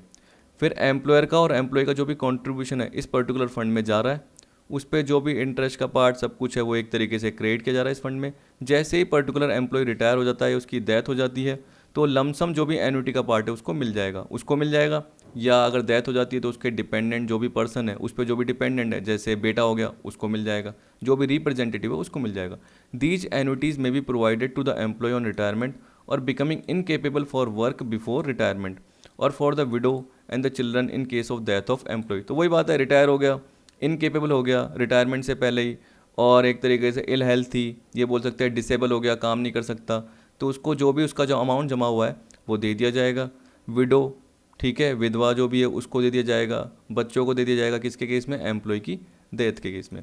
ये बोल रहा है similar to provident fund few amount is contributed by the employee and employer every month and such is invested in the securities. अब देखिए मंथ के हिसाब से भी हो सकता है, लेकिन एन्युटी के फॉर्म में हो गया जमा, ठीक है। तो मंथली अमाउंट ले लिया जाएगा सैलरी के फॉर्म में, एम्प्लॉय की सैलरी में से कंट्रीब्यूट हो रहा है, उतना ही एम्प्लॉयर भी कंट्रीब्यूट कर रहा है। और ये जो ट्रस्ट बन रखी है वो ट्रस्ट क्या करेगी, इस पैसे को यूज़ करेगी और इन्वेस्ट कर देगी सिक्योरिटीज़ में। उस पर इंटरेस्ट क्या होगा, जो भी मिलेगा उसको क्रिएट कर दिया जाएगा फंड में, यानी आपके फंड में जमा हो गया। रिटायरमेंट या डेथ पे लमसम अमाउंट या एन्युटी जो भी है वो एम्प्लॉय को प्रोवाइड कर दी जाएगी या उसके डिपेंडेंट को प्रोवाइड कर दी जाएगी। They are two types of superannuation fund, एक होता है अप्रूव्ड और एक होता है अनअप्रूव्ड, ऐसे बोल दिया। अब देखिए अनअप्रूव्ड बोल रहा है same to same unrecognised provident fund की तरह है, यूआरपीएफ की तरह सेम टू सेम मानिए। कैसे, जैसे मैंने क्या बताया कि एम्प्लॉयर जो भी कंट्रीब्यूशन करता है वो टैक्सेबल नहीं होता, उसका जो इंटरेस्ट का पार्ट होता है वो भी टैक्सेबल नहीं होता। लेकिन जब भी लमसम की बात करते हैं तो एम्प्लॉय का कंट्रीब्यूशन टैक्सेबल नहीं होता, एम्प्लॉयर का जो कंट्रीब्यूशन है लमसम मिला, ठीक है, प्लस उसका जो इंटरेस्ट था वो सारा का सारा प्रॉफिट इन लिeu ऑफ सैलरी में जाएगा। इंटरेस्ट ऑन एम्प्लॉय कंट्रीब्यूशन है वो जाएगा इनकम फ्रॉम अदर सोर्स में। तो जैसे मैंने अनरिकॉग्नाइज प्रोविडेंट फंड में बताया, सेम अनअप्रूव्ड के लिए भी यही होता है। अनअप्रूव्ड सुपर एन्युएशन के लिए सेम अनरिकॉग्नाइज फंड की तरह होता है। नोट नंबर 1 देख लेना जो मैंने बताया। देखिए मेरे को तो रटे हुए हैं क्योंकि मैं पढ़ता रहता हूँ तो ध्यान आ जाते हैं, वैसे आप भी पढ़ते रहोगे तो आपको क्या हो जाएंगे, ध्यान आ जाएंगे। ये वाला पार्ट है, ठीक है। वैसे ही ये बोल रहा है कि अगर रिकॉग्नाइज प्रोविडेंट फंड हो यानी अप्रूव्ड हो, मैं क्या बोल रहा हूँ, अप्रूव्ड सुपर एन्युएशन फंड हो तो क्या होगा केस। तो ये बोल रहा है कि अगर अप्रूव्ड सुपर एन्युएशन फंड का पार्ट हो but for the approved superannuation fund will be as follows, employees contribution is qualified for deductible under section 80C। इसका मतलब क्या है, वही जो उसका ईयरली जितना भी कॉन्ट्रीब्यूशन हुआ है, मान के चलिए सैलरी कितनी है 2 लाख और उसमें मान के चलिए 20,000 कॉन्ट्रीब्यूशन था, उसको लेस होके कितने मिलते थे, 1,80,000 मिलते थे। तो ये वापस से आप एक तरीके से जोड़ दोगे, क्यों, क्योंकि आपको पता है कि ग्रॉस सैलरी का पार्ट देखना है और बाद में 20,000 डिडक्शन के फॉर्म में भी मिल जाएगी किसको, एम्प्लॉय को 80C के अंदर। तो नॉर्मल किसकी तरह है, आरपीएफ की तरह, एसपीएफ की तरह, पीपीएफ की तरह, ऐसे सोचते हैं ना, सेम है। अब देखिए employer's contribution is accepted from the tax to the extent of 150,000 per annum पर एम्प्लॉय, ये भी मैंने बताया था। Excess will be treated as income of employee and tax as a perquisite under section 17 subsection 2। 6 point आपको ध्यान हो, मैंने 7 पॉइंट बताया था, फ्रिंज बेनिफिट और अमेनिटीज़, उससे पहले ये बताया था, ठीक है। अप्रूव्ड सुपर एन्युएशन फंड से ऊपर मेरे को ध्यान आ रहा है स्पेसिफाइड सिक्योरिटी या स्वेट इक्विटी शेयर का पार्ट था, उसके बाद मैंने बताया था थ्योरी का पार्ट। तो उसमें मैंने क्या बताया था, जैसे अगर एम्प्लॉयर ने 1,75,000 कॉन्ट्रीब्यूट कर दिया पिछले साल तो 25,000 क्या हो जाएगा आपका, टैक्सेबल हो जाएगा, किसके लिए, एम्प्लॉय के लिए, ठीक है। Accumulated interest on the balance is exempted from tax, अच्छी बात है। ये बोला जो भी एक्यूमुलेटेड इंटरेस्ट होता है वो क्या होता है, एग्जेम्प्ट होता है, ठीक। तो हमें पता है कि देखिए एक्यूमुलेटेड इंटरेस्ट जो भी पार्ट है तो कब मिलेगा, लमसम मिलेगा। लमसम कब मिलेगा, जब रिटायरमेंट का पार्ट आएगा या डेथ होगी तो डिपेंडेंट को मिलेगा। तो जो भी जमा इंटरेस्ट हो रहा है वो एग्जेम्प्ट है टैक्स से, चाहे वो किसका है, एम्प्लॉय का है, चाहे वो एम्प्लॉयर का है। यानी आप ये भी बोल सकते हो ना, एम्प्लॉयर के कंट्रीब्यूशन पे या एम्प्लॉय के कंट्रीब्यूशन पे जो भी इंटरेस्ट एक्यूमुलेट हुआ है वो एग्जेम्प्ट होता है। Payment from the fund is exempted from the tax in the following cases only. अब देखिए पेमेंट फ्रॉम द फंड का मतलब क्या होता है कि जो भी फंड है उसमें से जो भी पेमेंट वो किसको मिलेगा, एम्प्लॉय को मिलेगा। मतलब लमसम अमाउंट की बात कर रहा है, तो जो भी लमसम मिला वो कब मिलेगा, मैंने क्या बताया, जब रिटायर होगा या डेथ होगी तो उसके डिपेंडेंट को मिल जाएगा, जैसे विडो को मिल गया या सन को मिल गया। तो यहाँ पे बोल रहा है on death of employee payment to widow, उस केस में एग्जाम्प्ट है। Lump sum payment by way of commutation of annuity to the employee on retirement, इसका मतलब क्या है, वो रिटायर हो गया तो उसको जो भी टोटल अमाउंट मिलेगा, लमसम अमाउंट मिलेगा। कम्यूटेशन मतलब क्या हो गया, एक साथ मिल रहा है। तो ये बोल रहा है कि एन्युटी का जब भी कम्यूटेशन हुआ और जितना भी टोटल पार्ट है रिटायरमेंट पे वो जितना उसके फंड में जमा था उसे मिल गया तो वो भी एग्जेम्प्ट है। अब ये किसकी तरह हो गया, एसपीएफ की तरह, क्योंकि जब मैंने आपको एसपीएफ बताया तो उसमें क्या बताया कि जो भी लमसम मिल रहा है, टेबल में यही बताया। देखिए अब ऊपर जाके बताना पड़ता है क्योंकि देखिए आपको इतना आइडिया नहीं है या आपने इतना ज़्यादा पढ़ा नहीं है। वापस से एक बार वीडियो को देखोगे तो आपको समझ में आएगा मैं क्या बोल रहा हूँ। Withdrawal on retirement fully exempt, यहाँ पे तो सर्टेन कंडीशन थी, किसमें, आरपीएफ में, जो कि हमने नीचे कवर की थी, और यूआरपीएफ में भी कंडीशन थी लेकिन इसमें टैक्सेबल था नॉर्मली। एम्प्लॉय के लमसम कॉन्ट्रीब्यूशन को छोड़ के बाकी सारा पार्ट टैक्सेबल था। एम्प्लॉयर का कॉन्ट्रीब्यूशन और एम्प्लॉय का और एम्प्लॉयर के कंट्रीब्यूशन का जो इंटरेस्ट है वो टैक्सेबल था इसमें, बस एम्प्लॉय का कंट्रीब्यूशन टैक्सेबल नहीं था इसमें। यहाँ पे एग्जेम्प्ट है सर्टेन कंडीशन के साथ, यहाँ पे कोई कंडीशन नहीं है, फुली एग्जेम्प्ट है। तो वैसे ही सुपर एन्युएशन फंड में भी फुली एग्जेम्प्ट होगा, कंडीशन का पार्ट नहीं होगा। लमसम जो भी मिल रहा है, चाहे इंटरेस्ट का पार्ट मिल रहा है, चाहे जो उसका अमाउंट मिल रहा है। ये हो गया, ठीक है। अब आपको दे रखा है डिडक्शन फ्रॉम ग्रॉस सैलरी का पार्ट सेक्शन 16। देखिए मैंने ऊपर के पार्ट बताया वो एक बार वापस से देख लेना। अब आपको बताया कि क्वेश्चन भी कवर हो गए, एक बार वापस से चेक करिएगा। मैंने आपको बस ये बताया बार बार कि जब भी एम्प्लॉय का कंट्रीब्यूशन होता है अगर वो सैलरी में से लेस किया होता है तो वापस से ऐड करना पड़ता है, क्योंकि मैंने आपको शुरू में एक क्वेश्चन दे दिया था कि जो भी अगर एम्प्लॉयर एम्प्लॉय से क्या कर रहा है, रिकवर कर रहा है और लेस किया हुआ है तो वापस से ग्रॉस बन जाएगी। क्या बन जाएगी? ग्रॉस।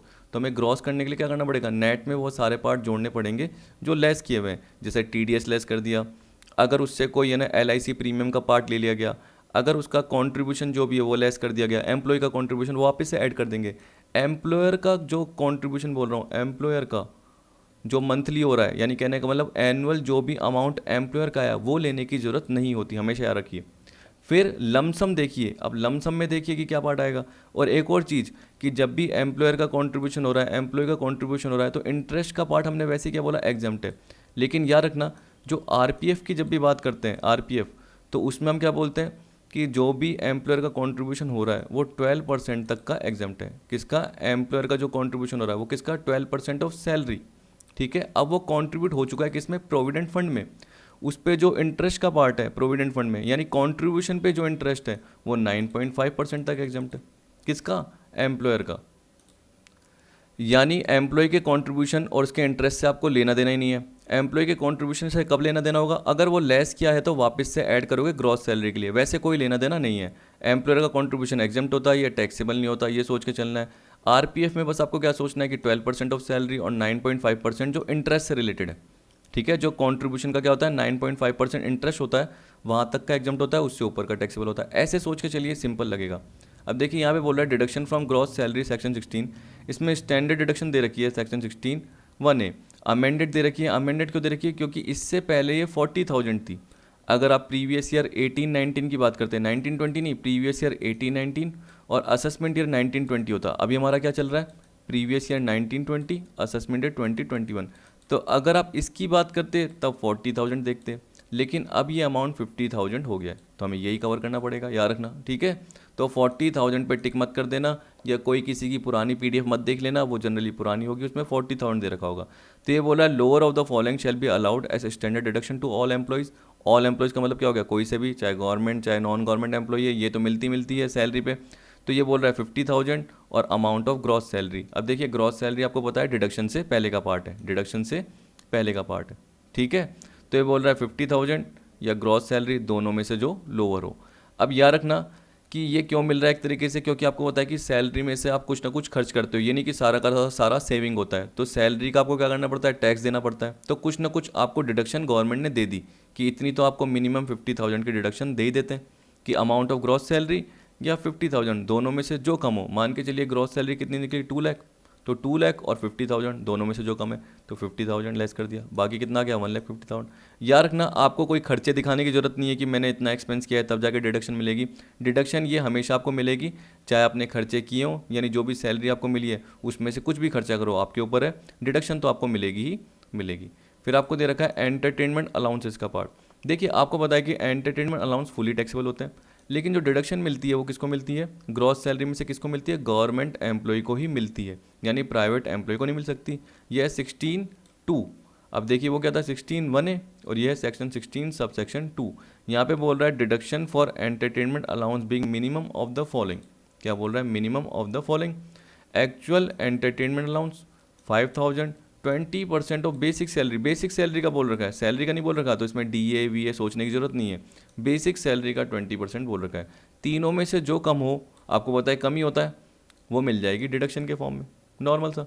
किसको मिलेगी? गवर्नमेंट एम्प्लॉयज़ को।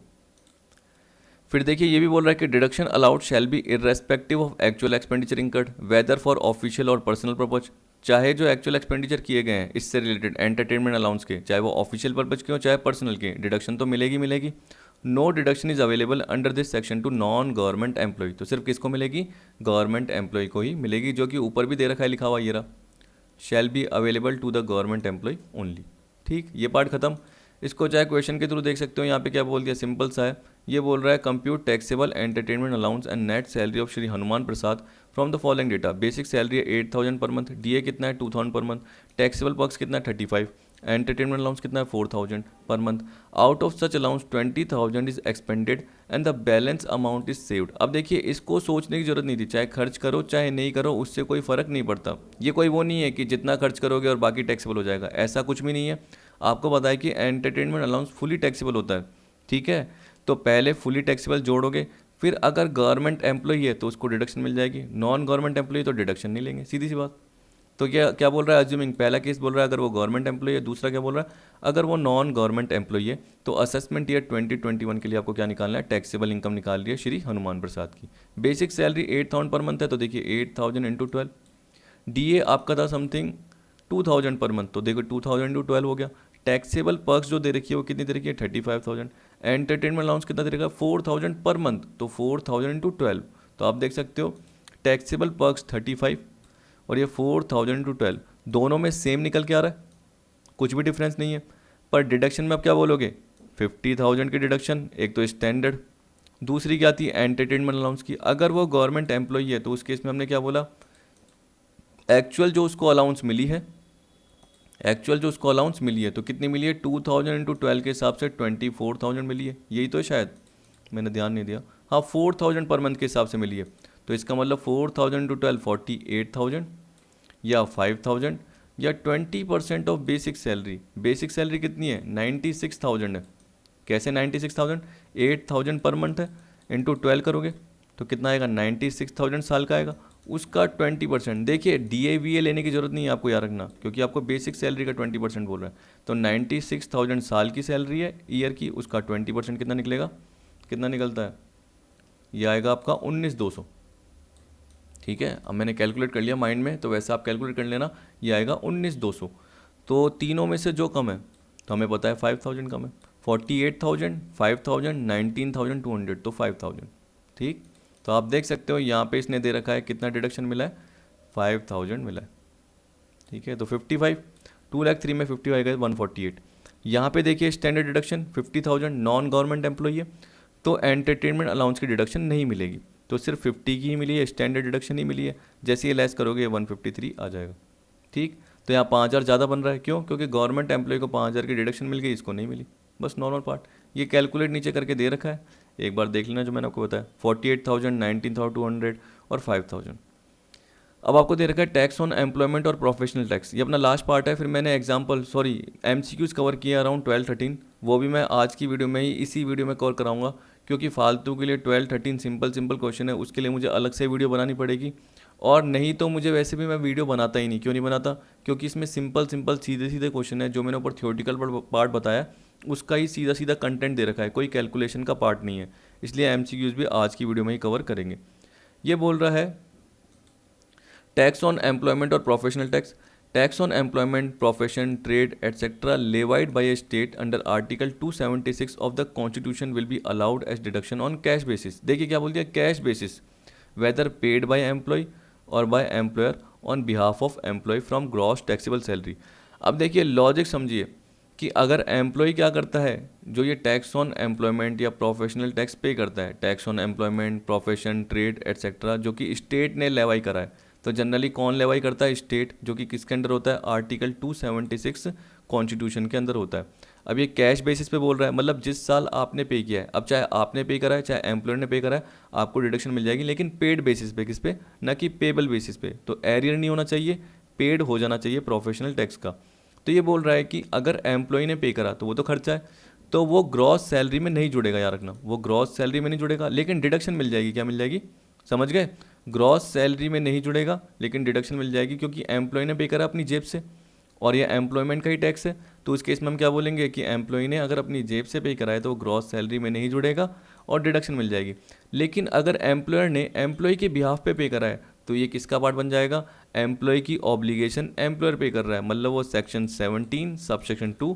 और उसका फोर्थ पॉइंट कितनी बार बताया मैंने आपको, बार बार, कि जैसे एम्प्लॉय के नाम पे बिजली का बिल आ रहा है, एम्प्लॉयर पे कर रहा है, तो सेम वही क्या है, एम्प्लॉय के नाम पे प्रोफेशनल टैक्स की लाइबिलिटी है, वो कौन पे कर रहा है, एम्प्लॉयर पे कर रहा है। किसके बेसिस पे होता है, कैश बेसिस पे, तो सेम यही बोल दिया। तो उस साल वो क्या बन जाएगा, आपकी ग्रॉस सैलरी का पार्ट बन जाएगा, मतलब इनकम में जुड़ जाएगा। तो यहाँ पे यही बोल रखा है, note if employer on behalf of employee pay professional tax, यानी ये वाला case, then firstly it is to be included as taxable perks, तो इसको जोड़ दो किसके अकॉर्डिंग, सेक्शन 17 सबसेक्शन 2 उसका फोर्थ पॉइंट उसके अकॉर्डिंग जोड़ दो।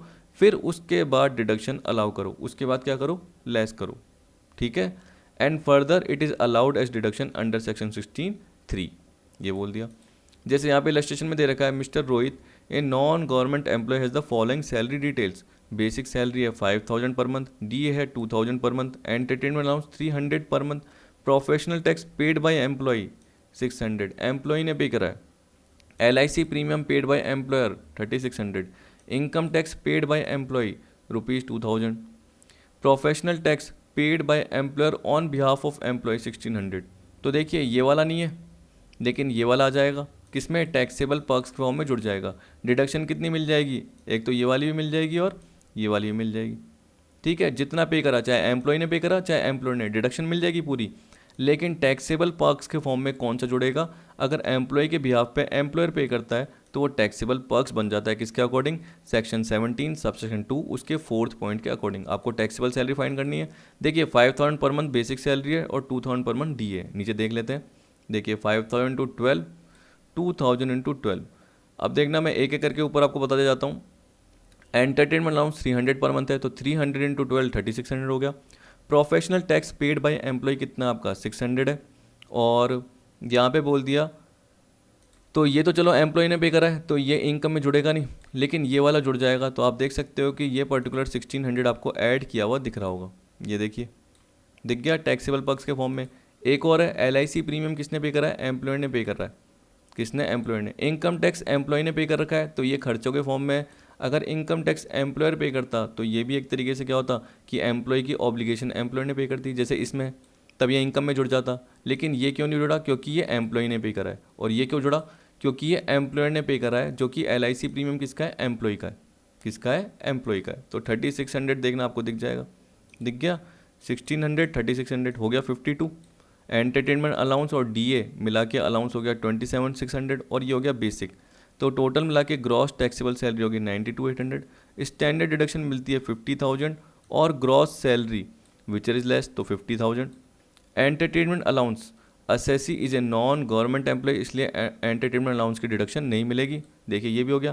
प्रोफेशनल टैक्स, मैंने बोला था कि देखिए जब भी एम्प्लॉयर अगर पे करता है तो इनकम के फॉर्म में जुड़ जाएगा, ठीक है। लेकिन जब डिडक्शन की बात आएगी तो चाहे एम्प्लॉय पे करे चाहे एम्प्लॉयर, ये कौन पे कर रहा है, एम्प्लॉयर, ये कौन पे कर रहा है, एम्प्लॉय खुद, मतलब रोहित खुद पे कर रहा है, तो तब भी एक हो जाएगा डिडक्शन के फॉर्म में मिल जाएगा। तो डिडक्शन तो आपको टोटल मिल जाती है 2200 मिल गई है। एक और चीज़ स्टेट गवर्नमेंट ने बोल रखा है कि जो डिडक्शन मिलेगी वो 2500 तक की ही मिलेगी। एक पॉइंट में मैं आपको बता दूंगा, लेकिन देखिए जब क्वेश्चन करते हैं तो कई स्कॉलर क्या बोलते हैं कि वो तो स्टेट गवर्नमेंट ने बोल रखी है, जबकि जो प्रोविजन है वो इनकम टैक्स एक्ट के सेंट्रल गवर्नमेंट के अकॉर्डिंग लगेंगे।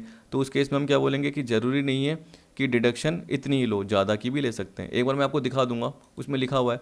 देखिए ये बोल रहा है कि 50,000 और 2200, ये 52,200 की डिडक्शन मिल गई, इसमें से ये लेस किया तो बाकी टैक्सेबल सैलरी बन गई। ये आप समझ गए होंगे कि अगर एम्प्लॉयर ने प्रोफेशनल टैक्स पे किया है तो पहले इनकम में जुड़ जाएगा, फिर बाद में लेस भी होगा।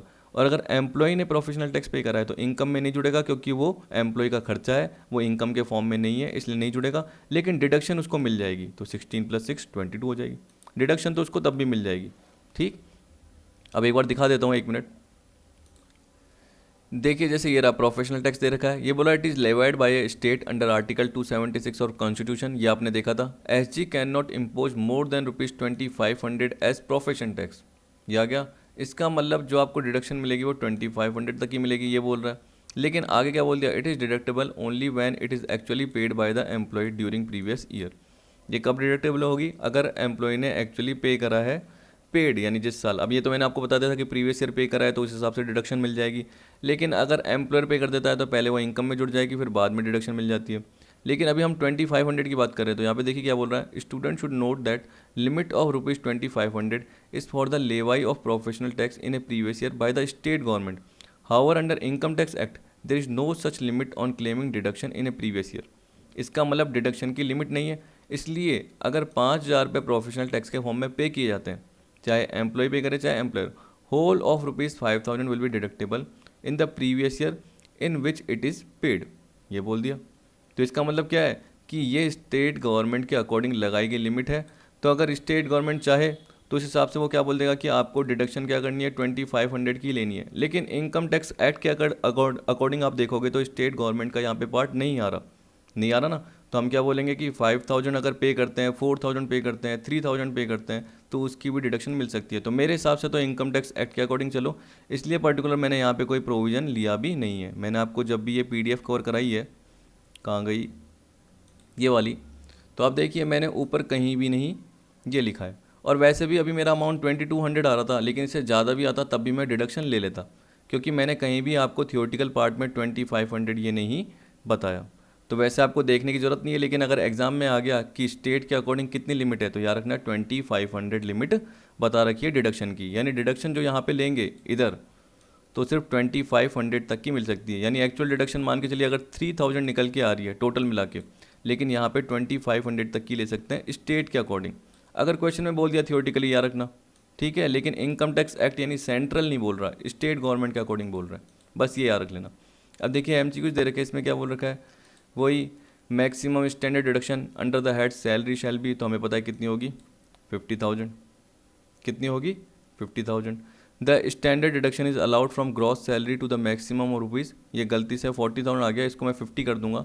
The standard deduction is allowed from gross salary to the maximum or rupees 50,000, but employee has to prove his all expenses to income tax department. ऐसा कुछ भी नहीं है, उसको प्रूव करने की जरूरत नहीं है कि उसने सैलरी में से कितना खर्चा किया है, चाहे उसने खर्चा नहीं भी किया तब भी डिडक्शन मिल जाएगी। तो यहाँ पे देख लेना ये वाला पार्ट आएगा, irrespective of any expenses that employee may or may not have incurred, चाहे किए हों चाहे नहीं किए हों उसको देखने की जरूरत नहीं होती।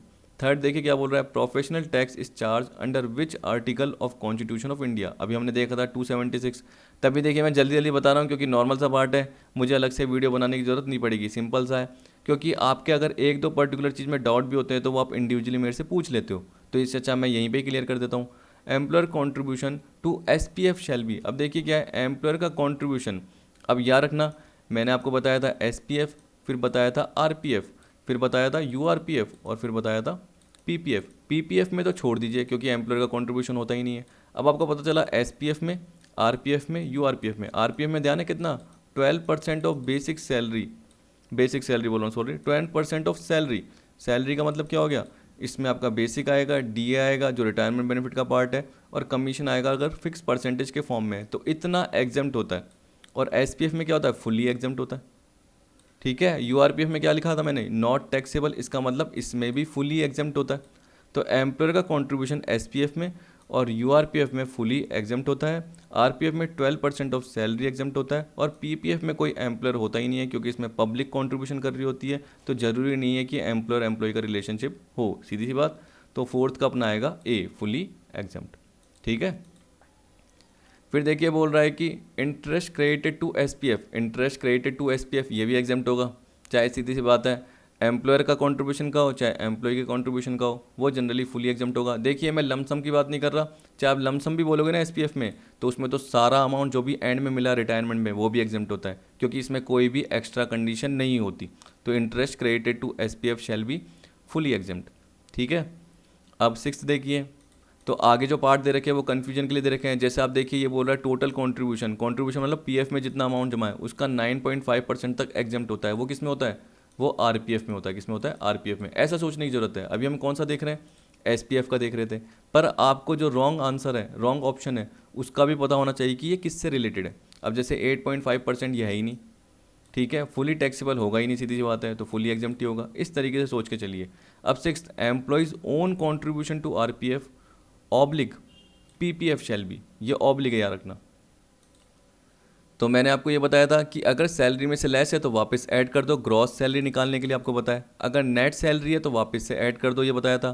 और ये भी बताया था कि जैसे ही ग्रॉस सैलरी का पार्ट आएगा फिर उसके बाद ग्रॉस टोटल इनकम निकलेगी, मतलब income from other source, income from PGBP, income from capital gain, income from house property, ये सारा पार्ट आएगा। उसके बाद क्या करोगे, माइनस क्या कर दोगे, डिडक्शन अंडर चैप्टर 6A, इस तरीके से कर दोगे। और 80C से 80U वो डिडक्शन मिलती है, तो इसमें डिडक्शन जो मिल जाएगी वो 80C की मिलती है याद रखना। तो allowed as deduction under section 80C। मैंने आपको ऊपर चार्ट बताया था, ये रहा, इसमें देखिए यहाँ बता दिया था deductible under section 80C, deductible under section 80C, और पीपीएफ भी। पीपीएफ इतना ज़्यादा काम नहीं आएगा, तो मेरे हिसाब से एग्जाम में जब भी आएगा तो वो एसपीएफ और आरपीएफ और यूआरपीएफ का ही आपका आएगा, ठीक है, क्योंकि पीपीएफ सिंपल है, वो तो एक्स्ट्रा टेबल के साथ कवर कर लिया, लेकिन टेबल के साथ आपको देखने की ज़रूरत नहीं थी। चलिए अब देखते हैं अगला। तो ये तो हो गया। अब 7th बोल रहा है employer's contribution to RPF shall be. अब देखिए अभी अभी मैंने बताया था आपको कि एग्जाम कितना होगा, अप टू 12% ऑफ सैलरी, क्योंकि किसकी बात कर रहा है, एम्प्लॉयर कॉन्ट्रीब्यूशन टू आरपीएफ, ठीक है। वैसे ही मैंने क्या बताया, जो इंटरेस्ट का पार्ट है कि इंटरेस्ट होगा 9.5% टू कॉन्ट्रीब्यूशन, जो भी कॉन्ट्रीब्यूशन है उसका 9.5% तक एग्जाम्प्ट होगा। अब देखिए यहाँ पे बोल रहा है interest created to RPF shall be, exempt कितना होगा, 9.5% per annum of total contribution. तो देखिए यहाँ पे ये बोल रखा है exempt up to 9.5% per annum of total contribution, उससे ऊपर का पार्ट टैक्सेबल हो जाएगा, समझ गए। तो 7th में क्या आएगा आपका, exempt up to 12% of salary, क्योंकि किसकी बात कर रहा है, एम्प्लॉयर के कॉन्ट्रीब्यूशन की बात कर रहा है। और 8th में क्या बात कर रहा है, इंटरेस्ट, जो कि कॉन्ट्रीब्यूशन का निकलता है कि जितना कॉन्ट्रीब्यूशन हुआ उसका इंटरेस्ट, आप जितना जमा कराओगे उतना ही तो उसका जनरली क्या होगा, इंटरेस्ट होगा, और वो जुड़ता जाएगा, कंपाउंडिंग होती जाएगी। कंपाउंडिंग का मतलब क्या होगा, चक्रवृद्धि। आपको पता है कि ब्याज पे ब्याज, इंटरेस्ट पे इंटरेस्ट बनता जाएगा, इस तरीके से आपका अमाउंट बढ़ता जाएगा, और जैसे रिटायरमेंट हो गए आपको ज़्यादा अमाउंट मिलेगा। 9th में क्या बोल दिया, payment from RPF after 5 year of continuous service of employee shall be. अब देखिए मैंने ये बताया था पेमेंट फ्रॉम आरपीएफ का मतलब क्या है, जो लमसम अमाउंट मिल रहा है आपको, क्योंकि आपको पता है कि जैसे आपने 5 साल कंटिन्यूस सर्विस की, उसके बाद एक तरीके से रिटायर हो रहे हो, तो आपको जो भी अमाउंट मिला है वो पूरा का पूरा फुली एग्जेम्प्ट होता है, क्योंकि 5 ईयर ऑफ कंटिन्यूस सर्विस आपने प्रोवाइड कर दी है। तो कंडीशन बताई थी, अगर उससे पहले भी आपको मिल गया तब भी एग्जेम्प्ट हो सकता है, पर कैसे, अगर इल हेल्थ हो, बीमार हो, ठीक है, आपका बिजनेस डिसकंटिन्यू हो गया या कॉन्ट्रैक्शन हो गया, एक तरीके से बिजनेस को क्या कर दिया, छोटा कर दिया गया है, या बिजनेस को बंद कर दिया गया है, या जो एम्प्लॉय के कंट्रोल, एम्प्लॉय के नियंत्रण से बाहर हो, तब जाके एग्जेम्प्ट हो सकता है, ठीक है। और एक और केस बताया था कि अगर आपने 4 साल किसी कंपनी में काम किया और आरपीएफ का आपका बैलेंस है टोटल, आप दूसरी कंपनी में सीधा चले गए और वहाँ पे आपने 2 साल काम किया, तो 4 + 2 तो टोटल मिला के 6 साल हो गए, जो कि 5 साल से ज़्यादा है। पर याद रखना, जो आरपीएफ का आपका बैलेंस पिछली कंपनी में था वो नई कंपनी में चले जाना चाहिए, और नई कंपनी में भी आरपीएफ में ही जाना चाहिए। ये नहीं कि नई कंपनी में यूआरपीएफ है, फिर तो आपका पूरा का पूरा टैक्सेबल हो जाएगा, क्योंकि आपने 4 साल ही कंपनी में काम किया, उस 2 साल को नहीं जोड़ा जाएगा। लेकिन अगर सेम आरपीएफ है तो उस 2 साल को जोड़ेंगे और 6 साल का पार्ट आ रहा है, तो आपको जो भी लमसम अमाउंट मिलेगा वो एग्जाम्प्ट हो जाएगा, ठीक है। अब देखिए 10th में क्या बोल रहा है, an employee received payment from URPF on his retirement, his own contribution to URPF and interest on his own contribution will be. अब देखिए यही आप कंफ्यूज होते हो, आपको मैंने क्या बताया कि जो लमसम अमाउंट मिलता है यूआरपीएफ पे, रिटायरमेंट पे लमसम मिलेगा, आपको पता है। तो लमसम में मैंने क्या बताया, एम्प्लॉय का खुद का कॉन्ट्रीब्यूशन टैक्सेबल नहीं होता, मतलब एग्जाम्प्ट है। तो आप देखिए ये वाला पार्ट तो आएगा नहीं और ये वाला पार्ट भी नहीं आएगा। फर्स्ट इनिशियल तो हमें पता है कि कौन सा आएगा, या तो ये आ सकता है या ये आ सकता है, तो हमने क्या बोला कि एग्जाम्प्ट होगा। And interest on his own contribution, वो क्या होता है, टैक्सेबल। एम्प्लॉय के कॉन्ट्रीब्यूशन का जो इंटरेस्ट होता है वो किस में जाता है, ध्यान है क्या, IFOS, income from other source, तो टैक्सेबल हो जाएगा। तो एग्जाम्प्ट है और टैक्सेबल। एग्जाम्प्ट क्या है, खुद का कॉन्ट्रीब्यूशन, एम्प्लॉय का खुद का कॉन्ट्रीब्यूशन, लेकिन उस पर जो इंटरेस्ट जमा है रिटायरमेंट पे क्या होगा, एक्यूमुलेट है, जमा है, वो क्या हो जाएगा, टैक्सेबल हो जाएगा। किसमें, इनकम फ्रॉम अदर सोर्स में। अगला देखिए, the year in which URPF is converted in RPF. तो ये बोल रहा है कि जिस साल आपने क्या करा, यूआरपीएफ के बैलेंस को आरपीएफ में कन्वर्ट कर दिया, क्योंकि आपको बताया कि आपकी कंपनी ने रिकॉग्नाइज प्रोविडेंट फंड ले लिया, एक तरीके से अप्रूव हो गया है, तो उस केस में आपका जो भी बैलेंस है वो किस में हो जाएगा, एक तरीके से आरपीएफ में हो जाएगा। तो उस केस में क्या अज्यूम किया जाएगा कि जब आपका यूआरपीएफ अकाउंट खुला था तो शुरू से ही ये मान लिया जाएगा कि वो आरपीएफ है, बिगिनिंग से। तो बोला it will be assumed as if the PF was recognised right from the beginning and excess amount of employer's contribution and interest thereon shall be taxable. जैसे मैंने एम्प्लॉयर के कॉन्ट्रीब्यूशन का जो employer contribution का जो excess amount था वो taxable निकाला था, लेकिन इंटरेस्ट क्यों नहीं निकाल पाया था, क्योंकि इंटरेस्ट सिर्फ 9% था, जो कि 9.5% तक एग्जम्प्ट होता है। क्योंकि जैसे ही रिकॉग्नाइज हो गया तो हमें देखना पड़ा कितना एग्जम्प्ट होता है, तो 9.5% तक, इसलिए इंटरेस्ट का पार्ट मैं नहीं निकाल पाया था। लेकिन एम्प्लॉयर का कॉन्ट्रीब्यूशन निकाल पाया, क्योंकि मुझे पता है कि 14% बेसिक डीए का था, लेकिन 12% तक एग्जम्प्ट था, तो उससे जो भी ज़्यादा पार्ट था वो टैक्सेबल हो गया। ठीक, तो आपको पता है कि सी वाला पार्ट आएगा। फिर 12 देखिए, when interest on employees own URPF is received by employee it is. अभी देखिए ऊपर मैंने बताया था टैक्सेबल होता है, ठीक। अब ये बोल रहा है when interest on employees own UPRF यानी अनरिकॉग्नाइज, ये गलती से, एक मिनट इसको सही करता हूँ, रुकिए। देखिए अब मैंने सही कर दिया, when accumulated interest on employees own URPF is received by employee, क्योंकि कुछ मिस्टेक थी, जैसे एक्यूमुलेट नहीं था तो आप क्या बोलते सर एग्जाम्प्ट हो गया ये तो एक तरीके से, क्योंकि जो इंटरेस्ट ऑन पीएफ होता है चाहे कोई सा भी हो एक तरीके से, अगर एम्प्लॉयर का चाहे एम्प्लॉय का हो तो वो तो शुरू में क्या होता है, क्योंकि मंथली होता है एक तरीके से, तो ईयर के अकॉर्डिंग तो वो वैसे ही एग्जाम्प्ट होता है या नॉट टैक्सेबल होता है, ये तो आपने बताया था। लेकिन मैंने जानबूझ के क्वेश्चन के आंसर के अकॉर्डिंग एक्यूमुलेट कर दिया। अब एक्यूमुलेट से क्या हुआ कि जब भी यूआरपीएफ का आपको पार्ट मिलेगा रिटायरमेंट पे, तो उस केस में जो भी कंट्रीब्यूशन का जो इंटरेस्ट है, एम्प्लॉय के कंट्रीब्यूशन का इंटरेस्ट है, वो किस में जाएगा, इनकम फ्रॉम अदर सोर्स में, जैसे अभी मैंने ऊपर बताया था यहाँ वाले केस में। देखिए ये रहा, यहाँ पे जब मैंने टैक्सेबल बोला था तो आपको क्या बताया था, इनकम फ्रॉम अदर सोर्स में जाएगा, ये वही है, क्योंकि रिटायरमेंट के समय जो भी आपको इंटरेस्ट मिल रहा है किस पे, उस यूआरपीएफ के कंट्रीब्यूशन पे, तो ये बोल रहा है इंटरेस्ट ऑन एम्प्लॉइज कंट्रीब्यूशन जो कि एक्यूमुलेटेड है वो टैक्सेबल होगा इनकम फ्रॉम अदर सोर्स में। अब आप बोलोगे सर एम्प्लॉयर के कंट्रीब्यूशन का जो इंटरेस्ट है, तो मैंने आपको कितनी बार बताया कि एम्प्लॉयर का कंट्रीब्यूशन जो लमसम मिल रहा है प्लस उस पर जो इंटरेस्ट का पार्ट है, जब भी हम किसकी बात करेंगे, यूआरपीएफ की बात करेंगे, तो एम्प्लॉयर का कंट्रीब्यूशन प्लस उस पर जो इंटरेस्ट का पार्ट है वो profit in lieu of salary के फॉर्म में जाएगा, किसमें, profit in lieu of salary के फॉर्म में जाएगा। ठीक है, तो अभी तो ये किसका है, इंटरेस्ट ऑन एम्प्लॉइज, तो इसलिए इनकम फ्रॉम अदर सोर्स में।